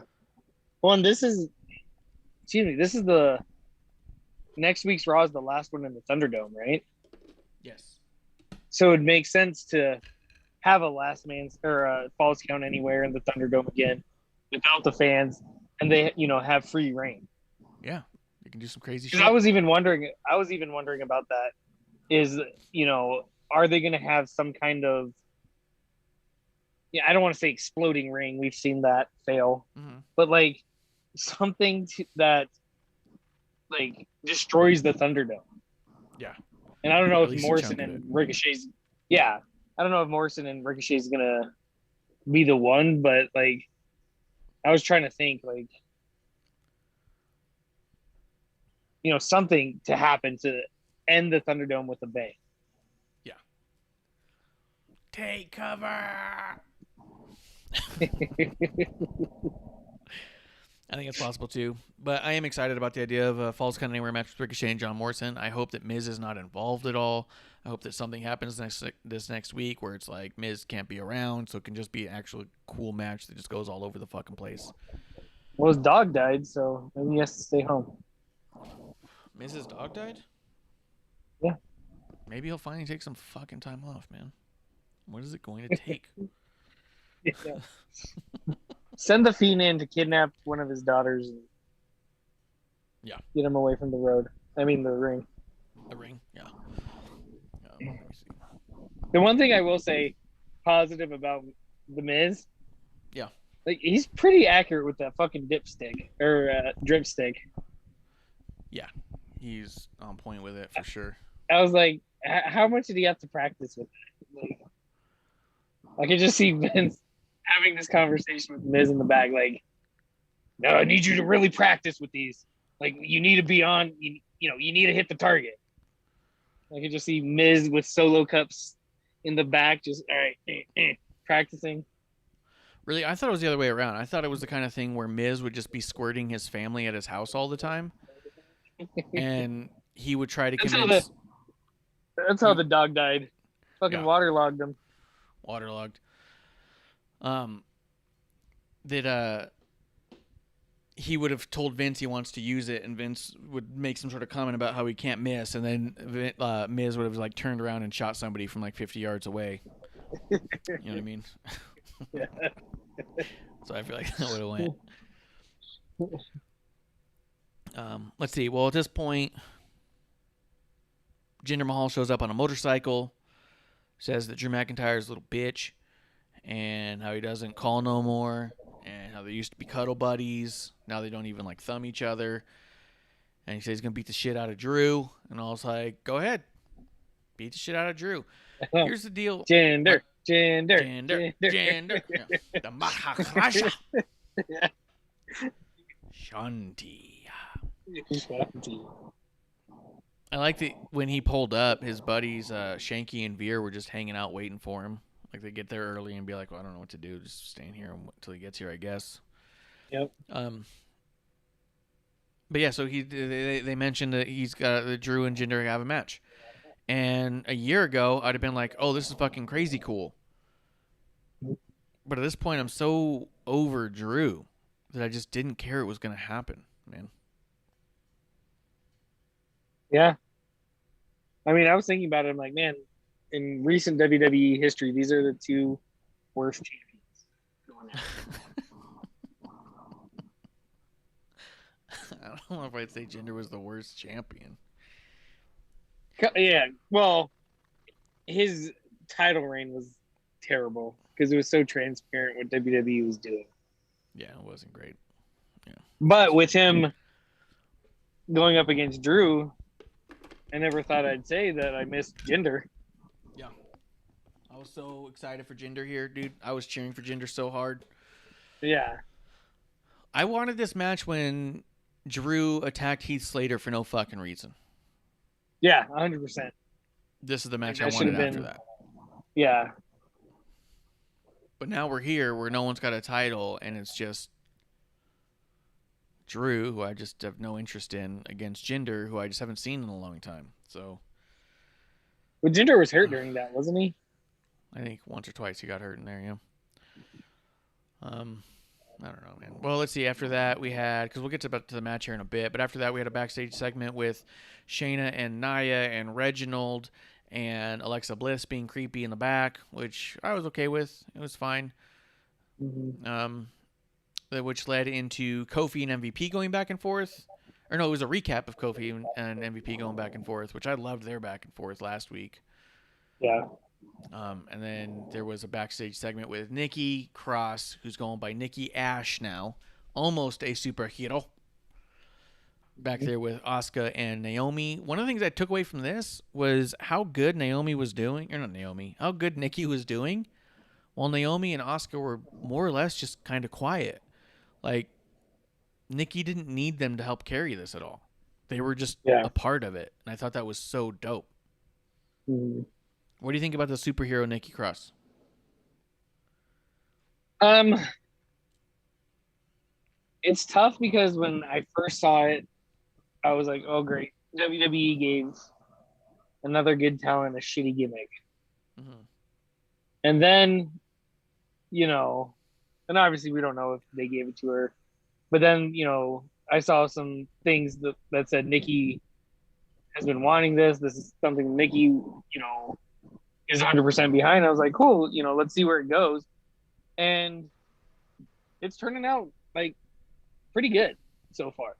It's pretty solid. Because we've even said Nikki before was just always Alexa's sidekick, and she was kind of aimless.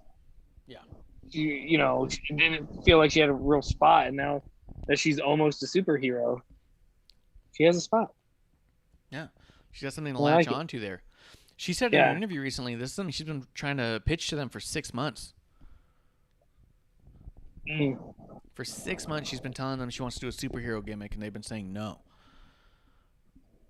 She ended up getting an artist online to draw up like a mock thing to what it might look like, and she's been just really pushing it. So, I mean, to be honest, when I first saw it, I didn't think it was a shitty gimmick. I didn't know if it would be good or not, but I just thought, well, it gives her something an identity to latch onto because she's been characterless ever since she got to the main roster. She got there once, did Crazy Nikki with Becky once, and then immediately got latched on to Alexa Bliss and just became Alexa Bliss's sidekick, like you said. She became just a quiet voice in the back. She just became this hyperactive, over-caffeinated Alexa friend. Mm-hmm. I mean, even when she would come out, they go, here comes Alexa Bliss with her best friend, Nikki. And you're like, what the fuck is that? So she was so second fiddle, it was crazy. So the idea that even when I first saw it, I went, okay, it's something. Yeah. Because without Alexa, she was just Nikki's friend without Alexa, and it didn't make sense. So it's something, like you said, the fact that she's been behind it for 6 months makes me think that there's a lot of ideas here that we'll see play out, and that's exciting. Mm-hmm. But I'm loving it so far, man. I'm loving it. Yeah, I mean, like I said, the reason why I said a shitty gimmick because a lot of times you see a gimmick out there, and it's just like, wow, people like the talent just is forced to do this. Yeah, it has to But figure it out. but when you realize that the talent wanted this, it's like, all right, cool, like more power to you now. Yeah. The thing is this, is like, because I've had this conversation, I don't think I've had it with you yet, but there's a lot of shitty gimmicks that were very successful. Mankind is a shitty gimmick on paper. Goldust is a shitty gimmick on paper. Undertaker is a shitty gimmick on paper. Mm-hmm. But they work because the performer behind it latches onto something there and begins to run with it. Once they're going with it, they start making those twists and turns that really give that character a level of depth that creative did not have for them beforehand, for sure. Mm-hmm. There is no doubt that when they created The Undertaker, they did not see 40 years out. You know what I mean? There's no doubt when they came up with Goldust that they saw a whole Tourette's gimmick down the line and a teaming with R-Truth as a possibility. None of that stuff was in their minds. It was very surface level stuff. But the performers latched onto something and started trying things and taking twists, and they took it on as their own. I think what sets the performers apart from the creative is their ability to do that. And the exciting thing about knowing an idea came from the performer just lets you know that they've already latched into it. That's the only benefit to me as far as like they're gimmick gonna or bad gimmick. Yeah, well, they're gonna give it their all because hey, this is my brainchild. This is what I wanted, I mean, like when I saw Nikki's, butterfly costume, the first person I thought of was like Max Moon. Oh yeah. And that's what when I refer to shitty gimmicks. Not so much the shitty gimmicks that succeeded, the shitty gimmicks that failed horribly. Well, I thought of Hurricane Helms and Mighty Molly right away. Yeah. Now, granted, I'm not going to pretend that I'm smart because I'm not. I didn't like Hurricane Helms when it was happening. In hindsight, Yeah. I watch clips of it and go, all right, it was pretty fun. But at the time, Yeah. I didn't like it at all. So I'm not Yeah. going to be one of those like, well, I've always liked the good things and never liked the bad things. I'm the best, smartest fan ever. I'm not that type. I didn't like Shane Helms. Now I can look at him with a ton of respect and look back on it and say, wow, I was way wrong on that one. Mm-hmm. You know? But with that filter, seeing this, I thought, well, maybe Nikki was a big fan of those characters and sees something in it that she can also do that makes it her own. And is that the worst thing of all time? You know? So I do think that there's a benefit to knowing that the performer's invested in it. Yeah. But I also think that... Go ahead. No, go ahead, finish. What I also think that it's a sign of a bad performer who can't make a gimmick work because they just don't buy into it. Like, part of your role there as a wrestler for any company, whether you're coming up with the creative or not, is to buy into what is in front of you fully and run with it as best you can. You know what I mean? Mm-hmm. And I do think that even if it's your own idea, it can be a terrible idea. I think there's a lot of terrible ideas we see played out in wrestling all the time. And sometimes it comes from the performer, and sometimes it comes from a larger creative team. And I think majority of that success comes from the willingness the performer has to buy into it, you know? Yeah. I think bad performers won't buy in. Just buy in. If it goes great, awesome. You'll look like a fucking star. If it goes poorly, then your dedication will pay off and maybe produce something better on the other side, you know? Yeah, like Stardust and Cody Rhodes. Yeah. But what I was going to say, the only thing that gets me now that I find out that Nikki's been pushing it for 6 months, like, fuck, like, how cool would it have been, speaking of Mighty Molly, if that was like the tie-in? Yeah. Because she just got inducted in the Hall of Fame. She could have just said, oh, look at, I have this or whatever like that. And it's just like a hero's mask or something. Yeah. Like Nikki's mask. And you're like, here. And then all of a sudden, Nikki just runs with it. Yeah. Yeah, you could have done some cool stuff with it. Because, I mean, it was just like one day to the next. Yeah. Like if there was like a little bit of a tie-in with, Molly Holly, like giving her the mask. And then all of a sudden, Nikki's like, I'm almost a superhero. Like, I think it would have been great. Yeah. 100%.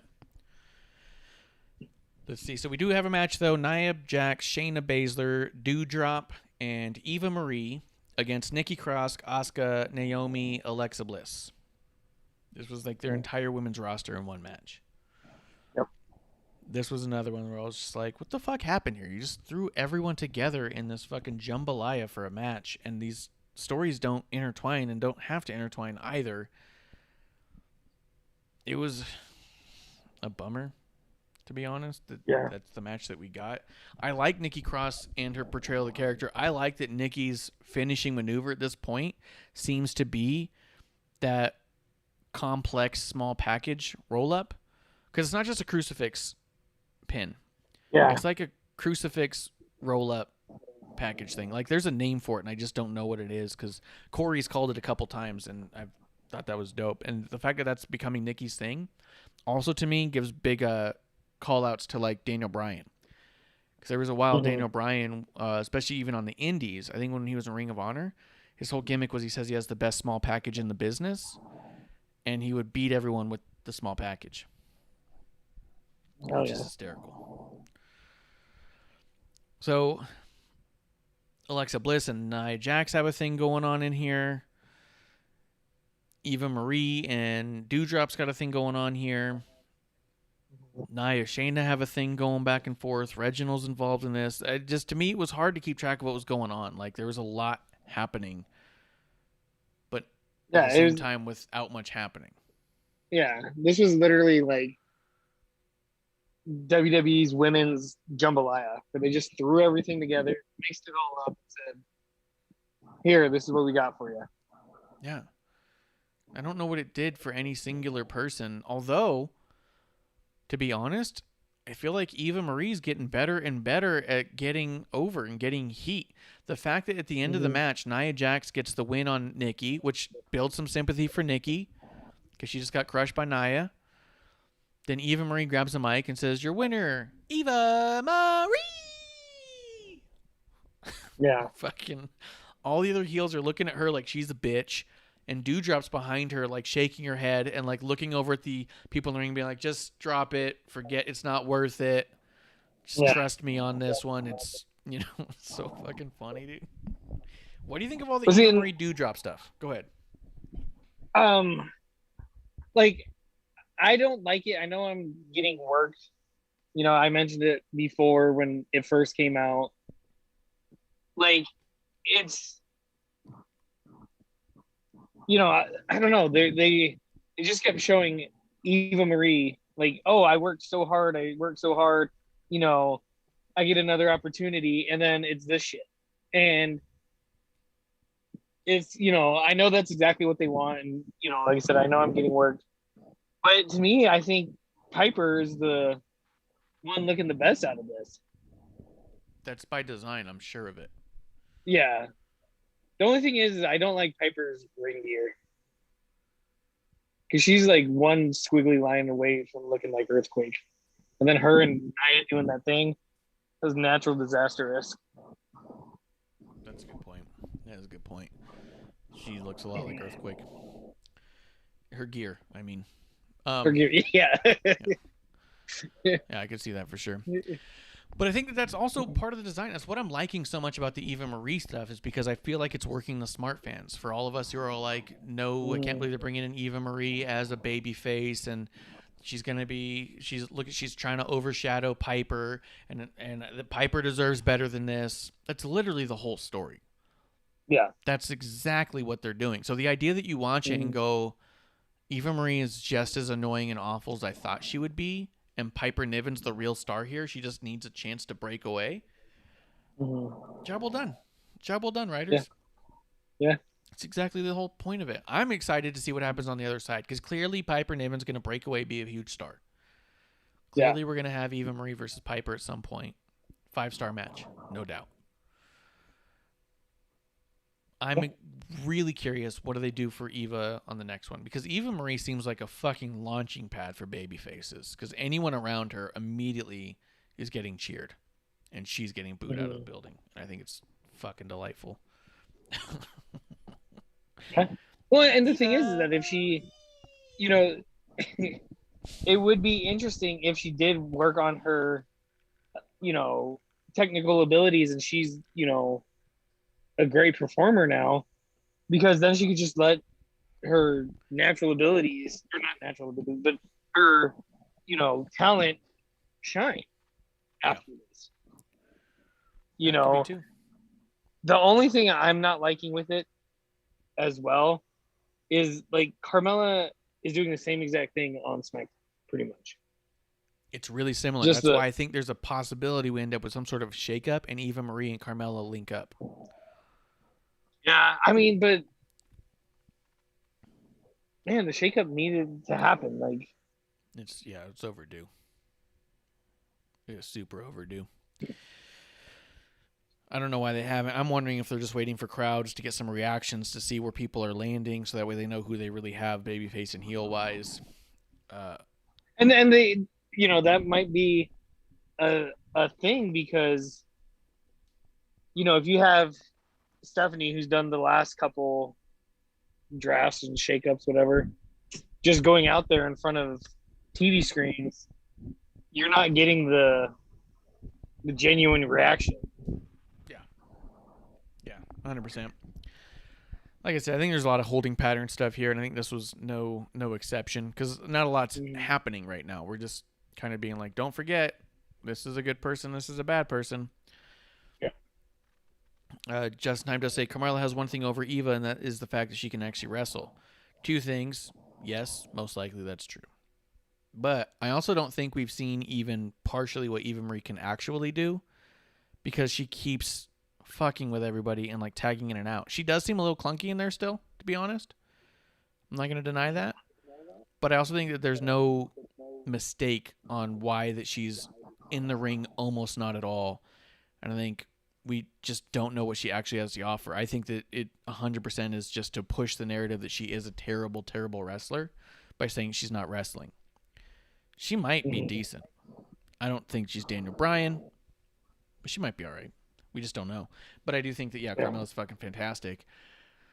Producer was saying she thought that what might be next is the return of the Bellas, and that she would see like a faction with the Bellas, Eva Marie, and potentially Carmella. And I could see that being a faction getting some real heat. Ugh. I mean, you already booed it. Yeah, well, I don't know how I feel about it. Like, I'm not excited about the Bellas back either way. But if you're looking for a lot of heat, that grouping will definitely get it. Well, 100%. And then you only have one member that can actually perform in there. Nikki Bella always did well. It was Brie who had an issue, but by the end of it, But I thought the last couple Nikki spots weren't very good either. No, because like Nikki's last one, I believe, was against Ronda, and it was at the time Ronda's best match. Ronda was always best match every match. Every match was her best match as she kept going, which was nice. But Nikki and Ronda worked really well together, and I thought that the Nikki matches we saw at the end were fantastic. It was the Brie matches that got so bad that they just started putting her ringside.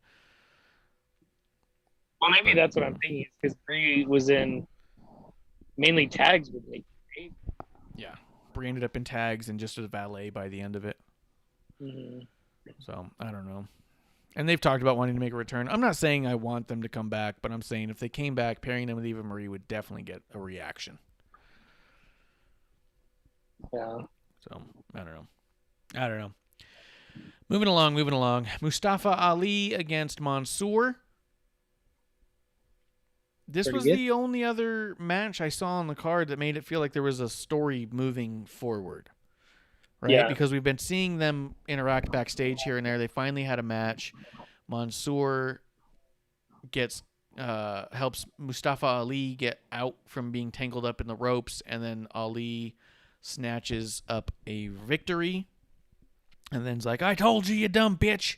I fucking done told you, you son of a bitch. I feel like is what he said. Yep. It's hard for me to remember all the words. But it was a good match. It was solid. And I think Mansoor working with Mustafa Ali after working with Sheamus is a good sign.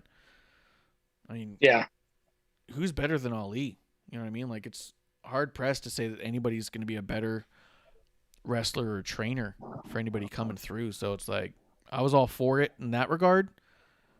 But it was also kind of like, I don't know, it just seemed like a match on the card, I guess. You know what I mean?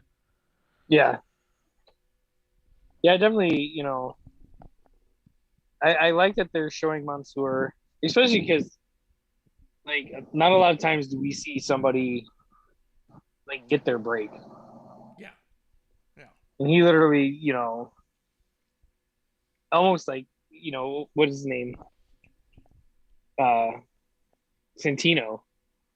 Where it's like, oh, this guy came from the crowd, basically. You know what I mean? Yeah, like, more or less, yeah. It's like, all right, cool. So it's cool to see him like actually on the main roster, getting a little bit of a push. And yeah, him and Ali, like, it's funny, like, Ali's almost like, hey, I'll take you under my wing thing, but then like shits on him at the same time. Yeah, so good. Yeah. And Ali's been tremendous on the mic. And I think that Mansoor's actually been doing really good and seeming natural back there, too, which is a surprise. I wouldn't have expected that from someone so new, Mm-hmm. So, I'm Did you see that story? Go ahead. That stuff that Mansoor did where he was on some, WWE program. It was like a panel. I can't remember even who's on it.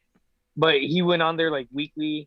And he was like, no one knew who he was, and they were just supposed to guess. And he did like impersonations, like I think he did like Macho Man and a couple other different legends.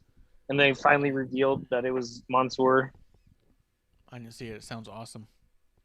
It was pretty good. Like I only saw a couple of the clips, and it was one of those where like, oh, I want to see more of this, like the whole build up and the whole thing. And It's just for dime too. Yeah, I'm gonna have to track it down. But I liked it. I like the match. I like the back and forth with them. I'm really enjoying their story. It does feel a little bit almost like I'm happy it's on Raw, but it felt like it could have been on main event. You know what I mean? Yeah. And there was a couple things here this week that felt like it could have been on main event. And I don't know why. And I feel like part of it's most of these could have been. Yeah, most of these felt like it should have been just a main event thing. Yeah. But I mean, that's not to say I'm not happy it's not on Raw. Like, I do think having Mansoor and Ali in a program on national TV is good. But with what was going on all around it, it felt a little out of place, a little like shoehorned, which was just kind of weird. But again, they did fantastic, and it was actually one of the highlights of Raw to me was their story. So maybe that's why. Maybe they knew how good it was.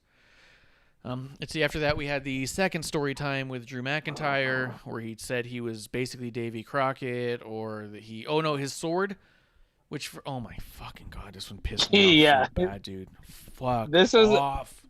This one had to be the worst one yet. This one was so fucking aggravating because he goes, "Well, everyone knows where my sword came from." Yes, we do. Vince. Yeah, exactly. Vince, you fucking told us when you came out with it that Vince handed you a sword and said, "Go out there, pal. Borrow my sword from fucking Triple H." Yes, we know exactly where it came from because you fucking told us. And then he goes, "It's an heirloom." And you're like, "No, you fucking ruined that. The day you went on a podcast and put it out everywhere that it wasn't a fucking heirloom. You don't just get to fall back on it. Fall back and forth." Dude, here's the other thing. It's an heirloom. It's just not Drew's family heirloom. No, I don't think it is. I think it was made in like 2010. Well, I'm just saying it was handed. They got from a gift shop. Exactly, but it was handed from Triple H to Vince. I guess it did come through the family. Yeah. Dude, I saw someone else online a while back shitting on the idea of people saying stop calling it a sword. It's a claymore and there's a big difference. And put up the definition of sword and the definition of claymore and how it has to be wielded by two hands. It's not a one-handed thing. And there's like all these stipulations and stuff of what makes a claymore versus a sword and why is a claymore not a sword. I was like, this is very interesting. Although it's Drew's fucking sword. He fucking called it a sword 1,000 times in this. He never called it a claymore but like once. And I was like, the fact that you don't know that there's a difference. It's fine if I don't know. I'm not walking around wielding someone else's sword in my hands. I'm not gripping Vince's sword and swinging it around. Yeah. The fact that he didn't know there was a difference enough to say maybe I shouldn't call it a sword over and over again. Maybe I should make sure I refer to it as a claymore because there's a difference. He doesn't know there's a difference. Well, see, and truthfully, I never knew that there was a difference. I thought it was just kind of like a, variation. Well, what region it's from. Like katanas and stuff like that, and Well, yeah, a katana could be considered a sword because it's a one-handed weapon. Claymores are dual-handed weapons. Yeah, but that's what I'm saying is I just thought it was a claymore was just that region's that's the Scottish region's name for sword, basically. Like version, yeah. Yeah. There's more technicalities to it, and it has to do with like the size of it, weight of it, stuff like that, like how you would brandish it in warfare, kind of a deal. Oh my, yeah. But he doesn't know that there's a difference, and I think that's a bad thing because he's the one walking around with it, trying to be our fucking story time. If you're the goddamn educator and you don't know there's a difference, there's a fucking problem here. The fact he didn't try to say he was fucking Loch Ness Monster's tooth, I was like, shut the fuck up, dude. Like, I was so tired of his bullshit. Yeah, like I didn't care to go back, but when he's like, oh, it's Nessie's tooth, I was like, well, what part of the sword? Like, this thing's metal. Nessie has metal teeth now? Yeah. Like, Nessie's apparently 1,000 feet tall. Because any animal, like what, even a dinosaur tooth we've seen, and they're not that big. Yeah. You know what I mean? Like, did you grind down every fucking tooth and refashion it? Like, it was just fucking upsetting, dude, because it was so stupid and childish. And here's the deal. If this is the reaction they're going for, then can we just acknowledge he's a heel? and boo him. Yes. Yes. That's yes. it. I'm happy with that. Like I said, I got no problem with Drew. I think he's one of the best heels in the business. But quit He telling is. me to cheer him and quit saying that he's a fucking babyface. Like, this was heel shit. He was being a dick. Go ahead. I was just gonna say, with all the story times and stuff like that, you know, like the only thing I can think of is Drew's coming out with a comic. He's gonna put all these stories in the comic book. Oh, that would be crazy. I'd be a little interested in it, but If they do Like, that, was I that hope the- Scotty Young does the art for it. Scotty Young, if you don't know him, he's a Marvel artist. I'll send you a link because I know you won't look it up. But anybody who's listening, look up Scotty Young, comic book artist. That's the style I want for a Drew McIntyre comic book. It's really good stuff, too. I'm not being a dick on that one. for sure. But like, how interesting would that be if he's like, you know, hey, pick up your copy of this, you know? Yeah. It would make Drew's sense. stories. Yeah, it would make sense instead of, you know, the shit that he's come up with. Dude. And that's Just, just, just it's randomly like- talking about it. And this match in and of itself, this was actually a good match between Drew and Jinder. Yeah, But I'll it be was. honest, it was really fucking difficult for me to stay and pay attention to it. I walked out of the room several times. I looked down at my phone a couple times because it was hard for me to get invested in Drew at this point because I just boo him so bad. But I did watch most of it, and it was actually very, very good. Like I said, Drew's very talented, very confident on the mic. The shit he's saying is so stupid, I want to boo him. Please just acknowledge he's a heel and let me boo him, please. I'll still go to his meet and greets, I promise.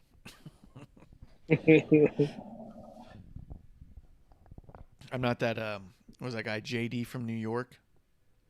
He goes on his YouTubes and he screams so bad you're just like, dude, you're gonna fucking have a heart attack. Like, you also might not like wrestling. Like, calm down. Like, we like to yell about wrestling a little bit, but it's because we actually like it. Like, we're not passionately against any of it. Like, the fuck. But I'm just saying, because he had a recent tirade, that JD guy. I've got him so blocked though. I don't know most of the things. This one got through all my blocks, which means that it was another big one. It was about Zelina. He was one of the guys yelling about how she's such a fucking horrible person for going back to WWE. I just lost so much respect for her. And I was like, it's so funny. Yeah. But I just want to boo Drew McIntyre. That's all I want. Just let me boo him, and we're back in business. I did like boo the Drew. boo the Drew. I did like Shanky and Veer getting involved. I liked that it ended in DQ because it just meant that I got to see Drew McIntyre beat up a bunch, and I love that. I mean, it's The the only point, thing I right? didn't like is they never showed it Jinder's super kick. What? Like they had that one angle where one of the guys was in front of the camera, Yeah. and then even they showed the replay, and they still showed that camera angle. Huh. So I don't know if he missed that bad or what happened with it, but I was like, man, I want to see a Drew or a Jinder super kick. It could be that he was far enough off that it was like a different angle exposes it, where this angle still looks good. But you didn't see it at all. Oh. One of the guy's legs in the way of in the camera angle, and you just hear, oh, the commentators say, oh, you hear the contact or slap, whatever you call it, and you never see it, but they're like, that was a hell of a super kick from Jinder. See, I'm watching it right now. Two guys are beating him up in the corner. Drew McIntyre's fighting back. Oh yeah. Yeah, that angle was totally covered. Yeah, He and then they must showed the have, because it replay was the whole of guy's that angle. back. Yeah, yeah. Yeah, He had to have been so far away. There's no way, because Yeah. that was just, it was so blocked. Because that wasn't the hard cam, right? So they didn't show the hard cam side of it, which means he had to have been from the hard cam at least. It had to have been bad, dude. bad. Yeah. Yeah, he was like a foot off. We're like, well, if you don't see it, you just see the motion. It looks okay. But then when they do the replay, because they showed the replay and they showed that camera angle, and it's like, well, why didn't you even show the replay? Well, because this is what just happened. You always show a replay of what just happened. And Jinder looks awesome afterwards. He's all flexing. Ah! Yeah.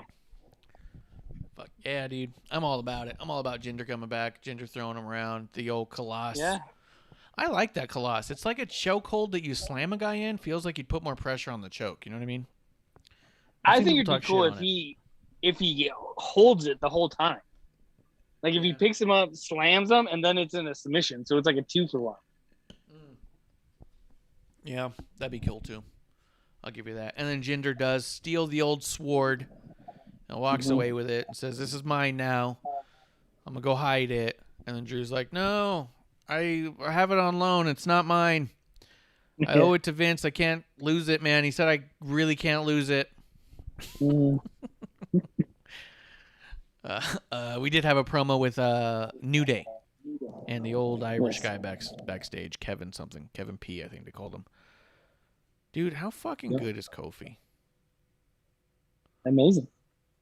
It's just, he's just flawless, man. You just let that guy talk forever. Just never stop talking. It's so good. Like, I don't know. I don't know there's anything to say about that promo other than flawless victory. You know what I mean? Like, it's just so good. Yeah. After that, we did have Lucha House Party against Mason T-Bar. Lindsay Dorado House- coming out with some pretty badass gear. He's got Kane gear. inspired. Really cool. Yeah. Yeah. This is one that definitely I thought should have been on main event. There was no story going into it. Yeah. It was two teams we haven't seen in a while. They're clearly just getting some ring time. And the Lucha House Party won. Yeah. Like, I thought that... Go ahead. I was going to say, that was the weird bit of it. Yeah. Is, you know, it's like, all right, Mason T-Bar just going to wreck shit, you know, and then they lost. And I was like, cool. Like, you know, I've always liked Lucha House Party. I think they're great. Yeah. You know, I was like, sweet, they won. And then I was like, wait, they won.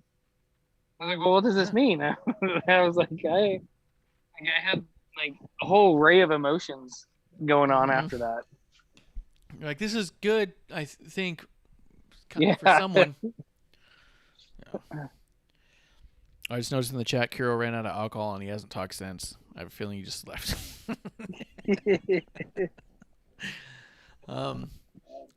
Yeah, this was a weird one where it's just like, I don't know why it was televised. I don't know why it couldn't have been what it was. Mason T-Bar looked great. Lucha House Party looked great. It was a good match. It just, I didn't understand why it was here. Yeah.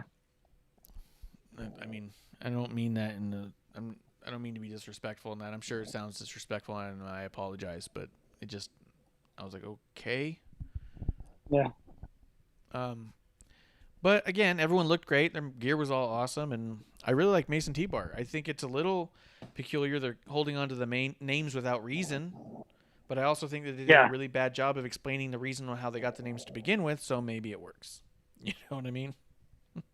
Yeah, I mean, I'm just thinking that they're holding on to, like, hey, they're mean. They're big, mean guys. Like, if they went back to Dio Madden and Dominic Dijakovic, they might lose some of that luster of them being mean. Dude, what if they're holding on for fans to come back to reunite Retribution? But then you keep them all off and you don't see them. Yeah. No, yeah, you see them and they all do other things, and then all of a sudden they're back together. Retribution, Wave 2, the new Retribution. Led by Keith Lee. Yes. Keith Lee comes back. That's how we do it, man. That's how we do it. Let's see. After that, we had Matt Riddle and Damian Priest in a backstage promo, which was pretty good.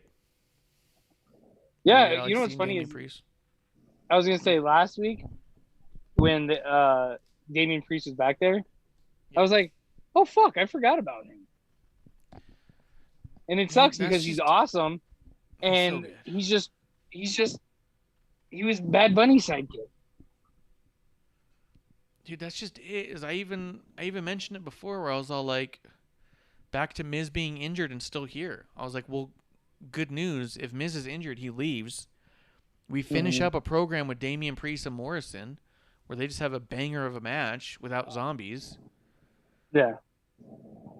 And then that didn't happen. And then they're like, well, let's just continue with the horrible part and we'll just shelf the amazing part. Yeah. That's the frustrating bit is Damian Priest is so good and Miz and Morrison is so hard to watch. I'm at this point like, what are we doing? Now, Morrison and Ricochet are great matches, and Ricochet's been cutting great promos. Dude, and how big is Ricochet at this point? You see how big his arms are at this point? Yeah. Dude's putting on weight. Yeah, he is. And he's still able to move like he always could, which is also crazy. He's starting to remind me of Eddie Guerrero. Yeah, when Eddie got big all of a sudden. Yeah. Like, hopefully it's not the same reasons, but... Well, hopefully there's a different reason. I mean, yeah. Ricochet's been working out like crazy, though. His stuff's always showing it. But, like, I mean, and I guess at the same time, you can't just take steroids and be big. You have to work out like crazy if it's going to work. But all that aside, like I said, we hope it's not any kind of illicit thing. But Ricochet's arms and chest are getting so big, and he's still so agile that it's reminding me of, like, those WWF era time frame with Eddie and even Rey Mysterio, when Rey Mysterio was really big. Where they're still moving in a crazy way, but they look fucking mean. Yeah. They're buff and, like you said, still agile as hell. Yeah. 100%. So I just think Ricochet's looking like a badass. Let's see, what do we have after that? Oh, we had Riddle against AJ. Which I really didn't get why. Except for the whole, like, them talking some shit in the beginning of the show, which was okay. AJ. But then this... AJ kicked him. Yeah, kicked Almost his foot. threw Riddle off the ladder, and then AJ kicked him. Yeah, but I'm just saying, like, overall, there wasn't much of a story between the two guys. Yeah. And then the Viking Raiders come out, and they get involved in a way, and then now next week we have AJ against one of the Viking Raiders and almost against one of the other Viking Raiders. Yep. This is one of those ones where this feels like such a holding pattern. Weird. 100%. And 100%, because they already announced it. Because right after they said that, they said the following week, for the first time in front of fans, in I think it was Fort Worth, it's the Viking Raiders versus AJ and Omos for the titles. Yes. Yeah. No, 100%. So then it's kind of like, fuck. Yeah, I mean, but all those guys are great, so to see them in ring's not a bad thing, but it's not an exciting thing at this point if we know we're just waiting.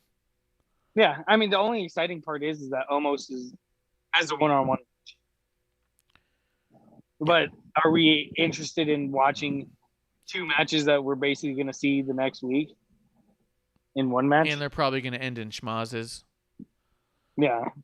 Someone's going to interfere or something. And then they'll make it into a tag match after the break. Right. After that, we had Charlotte Flair and Rhea Ripley having a terrible promo of a crutch sword fight that looked awful and clunky, and I hated every second of it, man. Dude, it reminded me of two kids playing with wrapping paper tubes. Yes. That's 100% what it looked like now that you mention it. It was so terrible. It was But awful. even, like, and then, The thing that annoyed me is, they're like, oh, Charlotte talking about her injury. I was like, oh, shit, did she actually get hurt? And as soon as I saw the crutch that looked like it was 3-4 inches too small for her, I was like, oh, God. And then they just dragged it out. And then Rhea comes out with the other crutch. And I'm like, oh, my God, this is terrible. This whole segment was 90% too long. I wasn't into it or buying anything that anybody was saying. I thought nobody looked good here. And even then, when Charlotte comes out with a crutch, I was like, man, she really wants to be Becky real bad, huh? Yeah. But then she comes out with the crutch on fucking with high heels on. Yeah. And it's like, what the, like, come on. Like, try and make this a little believable. Make the crutch the right size and put on just fucking regular rocking shoes because no one's, hobbling down in fucking high heels. Yeah, and put on at least a fucking phony knee brace. You just look like you grabbed a crutch on the way out. Yeah. Like, it was awful, dude. It was awful. It wasn't believable. It sucks, man, because I'm watching it thinking to myself, God damn, Rhea Ripley was something else a year ago. 100%. And now she's just something else on the show I skipped through. Like, And when she, came and won the title and everything, it was like, cool, this is going to be great. As soon as they paired her up against Charlotte, I'm like, man, they better not be burying Rhea like Charlotte always does. doesn't feel good. Yeah, I'm like, man, this is going that direction, and just stop, please. Yeah. Dude, yeah, not into it at all. And then they followed it up with another random ass nothingness. Jackson and R-Truth against Cedric Alexander and Elias. I was like, what the fuck is this? It didn't make any sense. 24/7 title runs through at one point. R-Truth just fucking leaves. Jackson Riker beats up Cedric Alexander for no fucking reason. And Elias walks away looking scared. I mean, everyone in the match looks physically good. And the match wasn't technically bad. But I didn't understand for one fucking second why the match was happening. Why people were behaving the way they were. I mean, I guess Jackson Riker looks intense, and that's okay. But, I mean, I was okay with the Elias Jackson Riker rivalry to begin with. At this point, it just feels super played out, and I have no idea what the fuck we're doing. And is it like we're trying to keep this rivalry adjacent to the 24/7 title for some reason? Yeah. It felt like for a show that's 3 hours long, it felt like they were trying to book for 6 hours and said, well, what if we just combine a bunch of segments? Yeah. Yeah, it felt like a 6-hour show that had to fill a 3-hour spot. Mm-hmm. I'm like, oh, put these guys together. And you know what's crazy? When Cedric Alexander went out, I was like, okay, cool. That means Riker's tagged with Shelton Benjamin. Yeah. And then R-Truth's music plays, and I was like, it's cool to see Truth again. But then I was like, well, why? Didn't make sense. Yeah. And then the whole 24/7 title spot happened, and you see Shelton Benjamin running, chasing Tozawa, and I'm like, man. Yeah, what the fuck? Yeah, dude, this is why this episode was just so tough, because it was like a whole lot of it, and we don't miss episodes. So it's not like when I watch AEW once every few months and go, all right, I don't understand everything that's happening here. But that's on me. Yeah. At least partially on me. I don't know how much of the stuff they explained before, but I don't know, right? This is one where I know what they've explained before, and I could not make heads or tails on why anything was happening in this episode. Yeah. I mean, it brought us to the main event, though, and the main event was solid. New Day versus Bobby Lashley and MVP. Really good match. New Day gets the win, which I do think, as much as people might disagree, I think that's the right move. New Day is such a fucking well-established, good tag team that when they're in a tag team match, they have the advantage. That needs to be part of the... We've always been upset when you have tag teams who get into a match against two people who are not a tag team, and then the tag team loses. We've always talked about how you would think they have the advantage being in a tag team. You know what I mean? Yeah, because that's their specialty. That's their specialty. So yeah, I agree that New Day getting the win was really good. I mean, I get why they got the pin on MVP. I didn't get why MVP thought the need to jump up right after getting kicked with the Trouble in Paradise. I didn't understand it at all. I thought that buries the move and it makes MVP look kind of dumb because he jumps up in such a fashion that it looks like, well, I guess you could have jumped up a second ago, right? You know what I mean? Like, it makes it look phony. It makes it look like... See, and... Go ahead. I'm okay with it as long as it's not a full kick out. If it's a 1, 2, 3, and then you like barely throw your shoulder up, I'm okay with that. Where it's like, damn it, like, I almost got out, but I didn't. But once again, like, I don't want to see it all the time like we used to. And here it made no point. MVP makes his return to the ring, which once again, like, I think it should have been a bigger moment. Yeah, true. And, it's like, okay, you lost. It's not a big deal for you to sit there and say, okay, Trouble in Paradise, like, it phased me enough where I lose, but it didn't knock me out. Yeah, I'm sitting there once again scratching my head. We're like, well, what the fuck? Why? Yeah, what would MVP have lost by staying down for an extra second on the Trouble in Paradise? You know what I mean? Like, it's one thing when they get to the 3, and then after the 3, they kind of roll over. Like, they wouldn't have had enough energy anyways. Or lay down to, like, the 4 or 5 and then kind of jerk a little bit. Like, fuck, I'm so dazed. But when it's, like, on the 3, and the second the 3 goes, and they, like, fucking thrust out of it, every time I'm all like, what the fuck was that? Like, Yeah. Like the Trouble in Paradise ain't shit. I think part of the idea here is we're supposed to believe that if Kofi gets the Trouble in Paradise on Bobby, it's done. You know what I mean? That builds that anticipation of when you see it. Yeah. If it's not putting away MVP in his first match back, who's probably has ring rust, because he was out for months.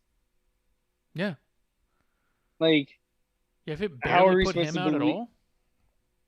Yeah, how are we supposed to believe Kofi has a chance against Bobby at Money in the Bank? Yeah, 100%. So I didn't like that. But I like the win. I like the match itself.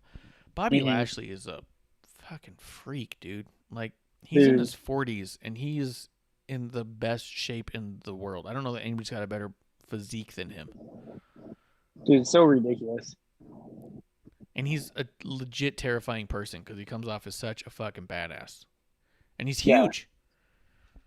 Yeah, when he, like, freaking screams and does like, it's like, holy fuck. Yeah. You're like, I think I would break my hand before you even were dazed by my punches. Yeah.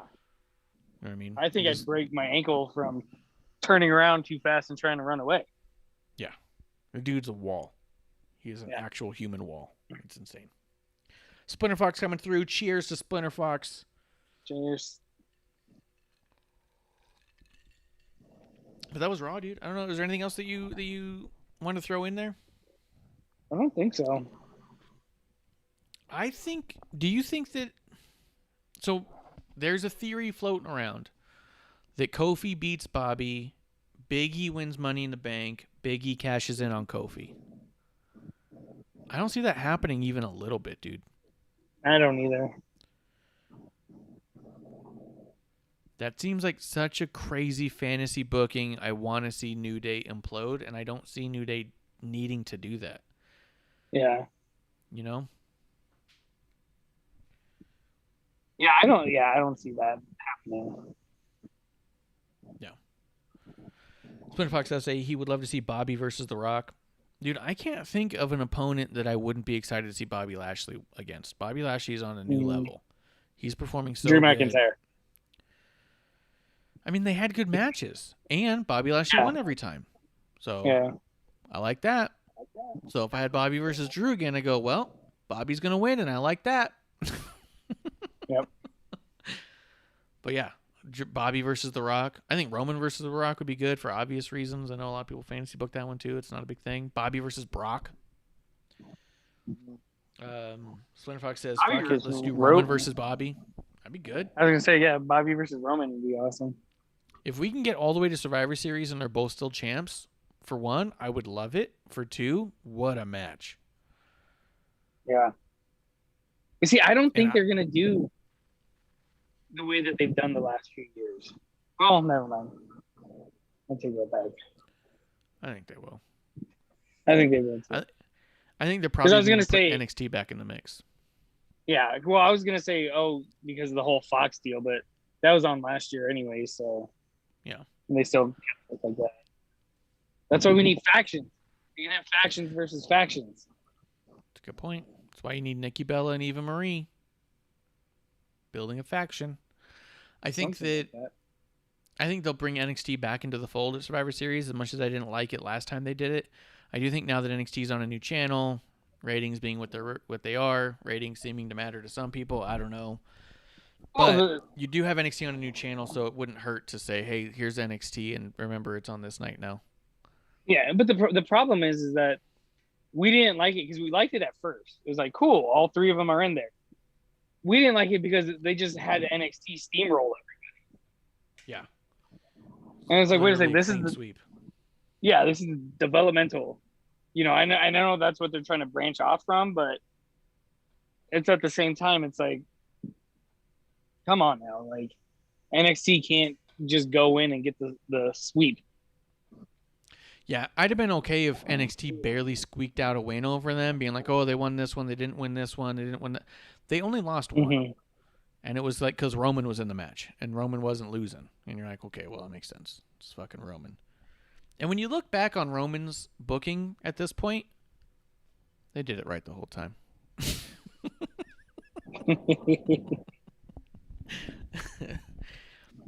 Every time they're all like, no, Roman's the dude.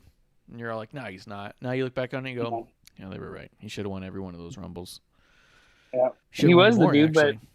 but it's just like Drew is that he was a heel, and it wasn't until they actually made him a heel that we appreciated that. Yeah, that's a good point. Yeah, I'll appreciate Drew when I am allowed to boo him. Mm-hmm. Then I'll be on the Drew train. The Drew Express. Yeah, because in the ring, in the ring, like he's been doing a lot better. Oh yeah. Not that he was shit before, but it's like the little things that I've noticed. Yes. But it's just his promos and everything else just leads me out of it because I don't want to hear it anymore. See it. Yeah. Every time he's like, "Oh, let me tell you a story," I'm just like, "No." Oh, please don't. Damn it, Grandpa Joe. Stop it. Yeah. All right. Anything else you want to talk about with the show? Nope. I think that was it. All right. We're going to hit the chat real fast because Splinter Fox has a question here. He says, Jimmy, why does this dude not have a personal driver or have a bus? I mean, we talked about it a little bit earlier. You know, shouts to Jimmy Uso. I know that we're a wrestling show, so we're not going to do a cheers to him, but we definitely are going to give him we want to see you down the road. We want you to be safe. That's just it. There's really no excuse this day and age on driving drunk. And I think that he knows that. I think that he feels that. And I think that there's something much deeper there. The people I've known in my life do have similar instances repetitively, have had something much deeper they've had to deal with. And I think that's just getting exposed. And unfortunately, it's getting exposed in a public forum. And that sucks for him because he's so good. We obviously all love him. Splinter Fox wouldn't have brought it up if it wasn't on his mind because he didn't respect the guy, you know? There's just too much out there. And we just want to make sure that we implore everybody who's listening that if you do find yourself even one drink too many or even slightly considering, hey, maybe I shouldn't, then the answer is definitely don't. There's too many good reasons. And there's too many options out there. There's no reason to hesitate to call a ride. Splinter Fox says he has so much going for him right now, and that's just it too. There's something clearly else going on, right? This dude is at the top of his game. He's performing on another level he never has. He's performing with his family, which is probably amazing. He's in the main event. What him and his brother and his cousin are doing are the talk of wrestling. So we know that success is not the answer because he's feeling it right now. And that's what makes it so heartbreaking to see is that you know someone's going through something that deep, that all of these things going for him, there's still something he's drinking away one way or another. You know what I mean? Yeah. Anything you want to throw out there? No, you hit it exactly on the head. Like so many different, you know, not opportunities. I have a brain fart. But there's so many different options. There you go. Jesus. That, you know, this day and age, no one should have. You know. And you know, I don't know if it's getting close to the point where Jerry Jones, the Cowboys owner, Des Bryant was always getting in trouble in the wrestling, and he literally bought him paid for a guy to be like his, hey, don't do that type of thing, his angel on his shoulder type of thing. And it's like, fuck, like, Jimmy, you almost need that. Like, all right, you know, you've been drinking too much. Give me the keys. Yeah. Yeah. Spin Fox says this could have been his big breakout from the tag team too. The mid-card title has his name all over it. Dude, I think the sky's the limit for all these guys right now. And that's what's so frustrating. Like you said, dude, I think I've even seen, I know it wasn't New York. There was a city, is it in Tucson? Do we have one? I know that there's a company out there that when you're drunk, if you call them for a ride, they don't charge you. That you can get, there is a company of what do we call them earlier? Ride shares. There's one company out there, or at least one, that if you are drunk and call that line, they pick you up, no charge, take you home, and then I think you can even get a ride back in the morning, like to get your car when you've sobered up. So it's like those options are out there in some places. I don't know Florida. I don't know that it doesn't exist, but it's just there's a lot of options, and wherever you are, wherever you're listening from, there's something there, and there's someone who cares, and there's every reason to not drive home. So, if nothing else, I implore anybody with an issue to reach out and get the help done that you need. Fabtina says, "I wonder how Naomi's handling it." I imagine not great, man. Like Yeah. That's the thing about these kinds of demons is they affect the family members so bad and so deeply, and the ones that love them the most hurt the most. He says he could have even been a top guy in NXT too. And he's a top guy now on the main roster. He's a top guy on SmackDown. But I hate to leave on a low note, but honestly, in the last several years, I've lost people to drinking, and I do think it's a serious thing. And although we have fun because we socialize and we drink, we always maintain responsibility of that. And I think that's really the message here is that he's got some learning to do, some growing to do.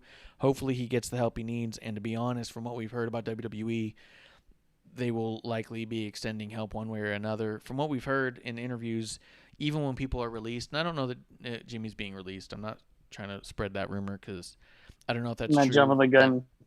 Not jumping the gun. But in the event that he were to have his contract severed for the reasons presented, my understanding of the company from interviews that we've heard from people who have worked there in the past is that they still typically maintain helping those people get the help that they need. So they have the resources.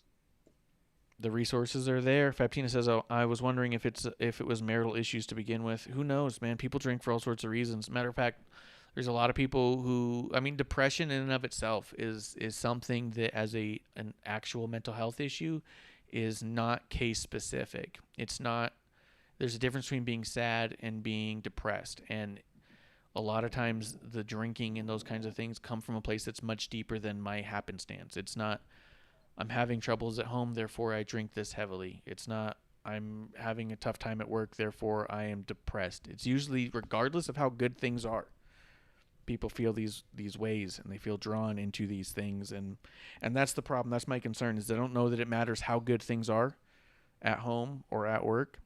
This guy seems like he's got something to deal with, and that's a bummer. And that's a bummer because we all like him and respect him so much. Fairfax says, "Yeah, I'm not saying he is being released, not one bit. I'm shocked it happened again." Yeah, 100%. We just want to see him get better. We want to see everyone do well. We love these guys, these performers. Oh, producer's in time for last call. It's going to make me be able to cheers at the very end of it. I was like, it's going to be weird. I'm going to be taking a drink and then run off camera. Maybe I can get her to sit down real quick and wrap it up. Okay, never mind. Guys, we are at WOTR, the show. I am at Ref Marsh.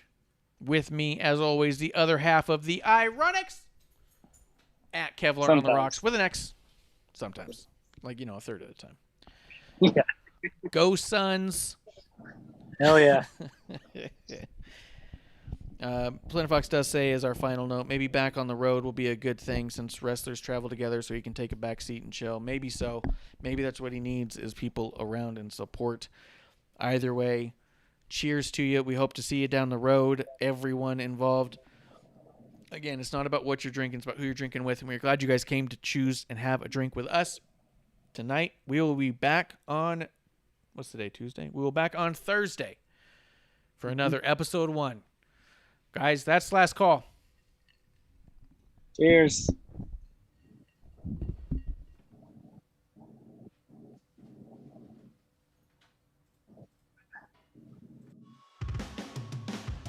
Hey, producer lady here. Thanks for tuning in. Continue to support us or buy us a drink by following and putting the I in subscribe on Twitch. Or subscribe and review our podcast on Apple Podcasts or wherever you listen to us. Cheers! I would never have a drink with wrestling on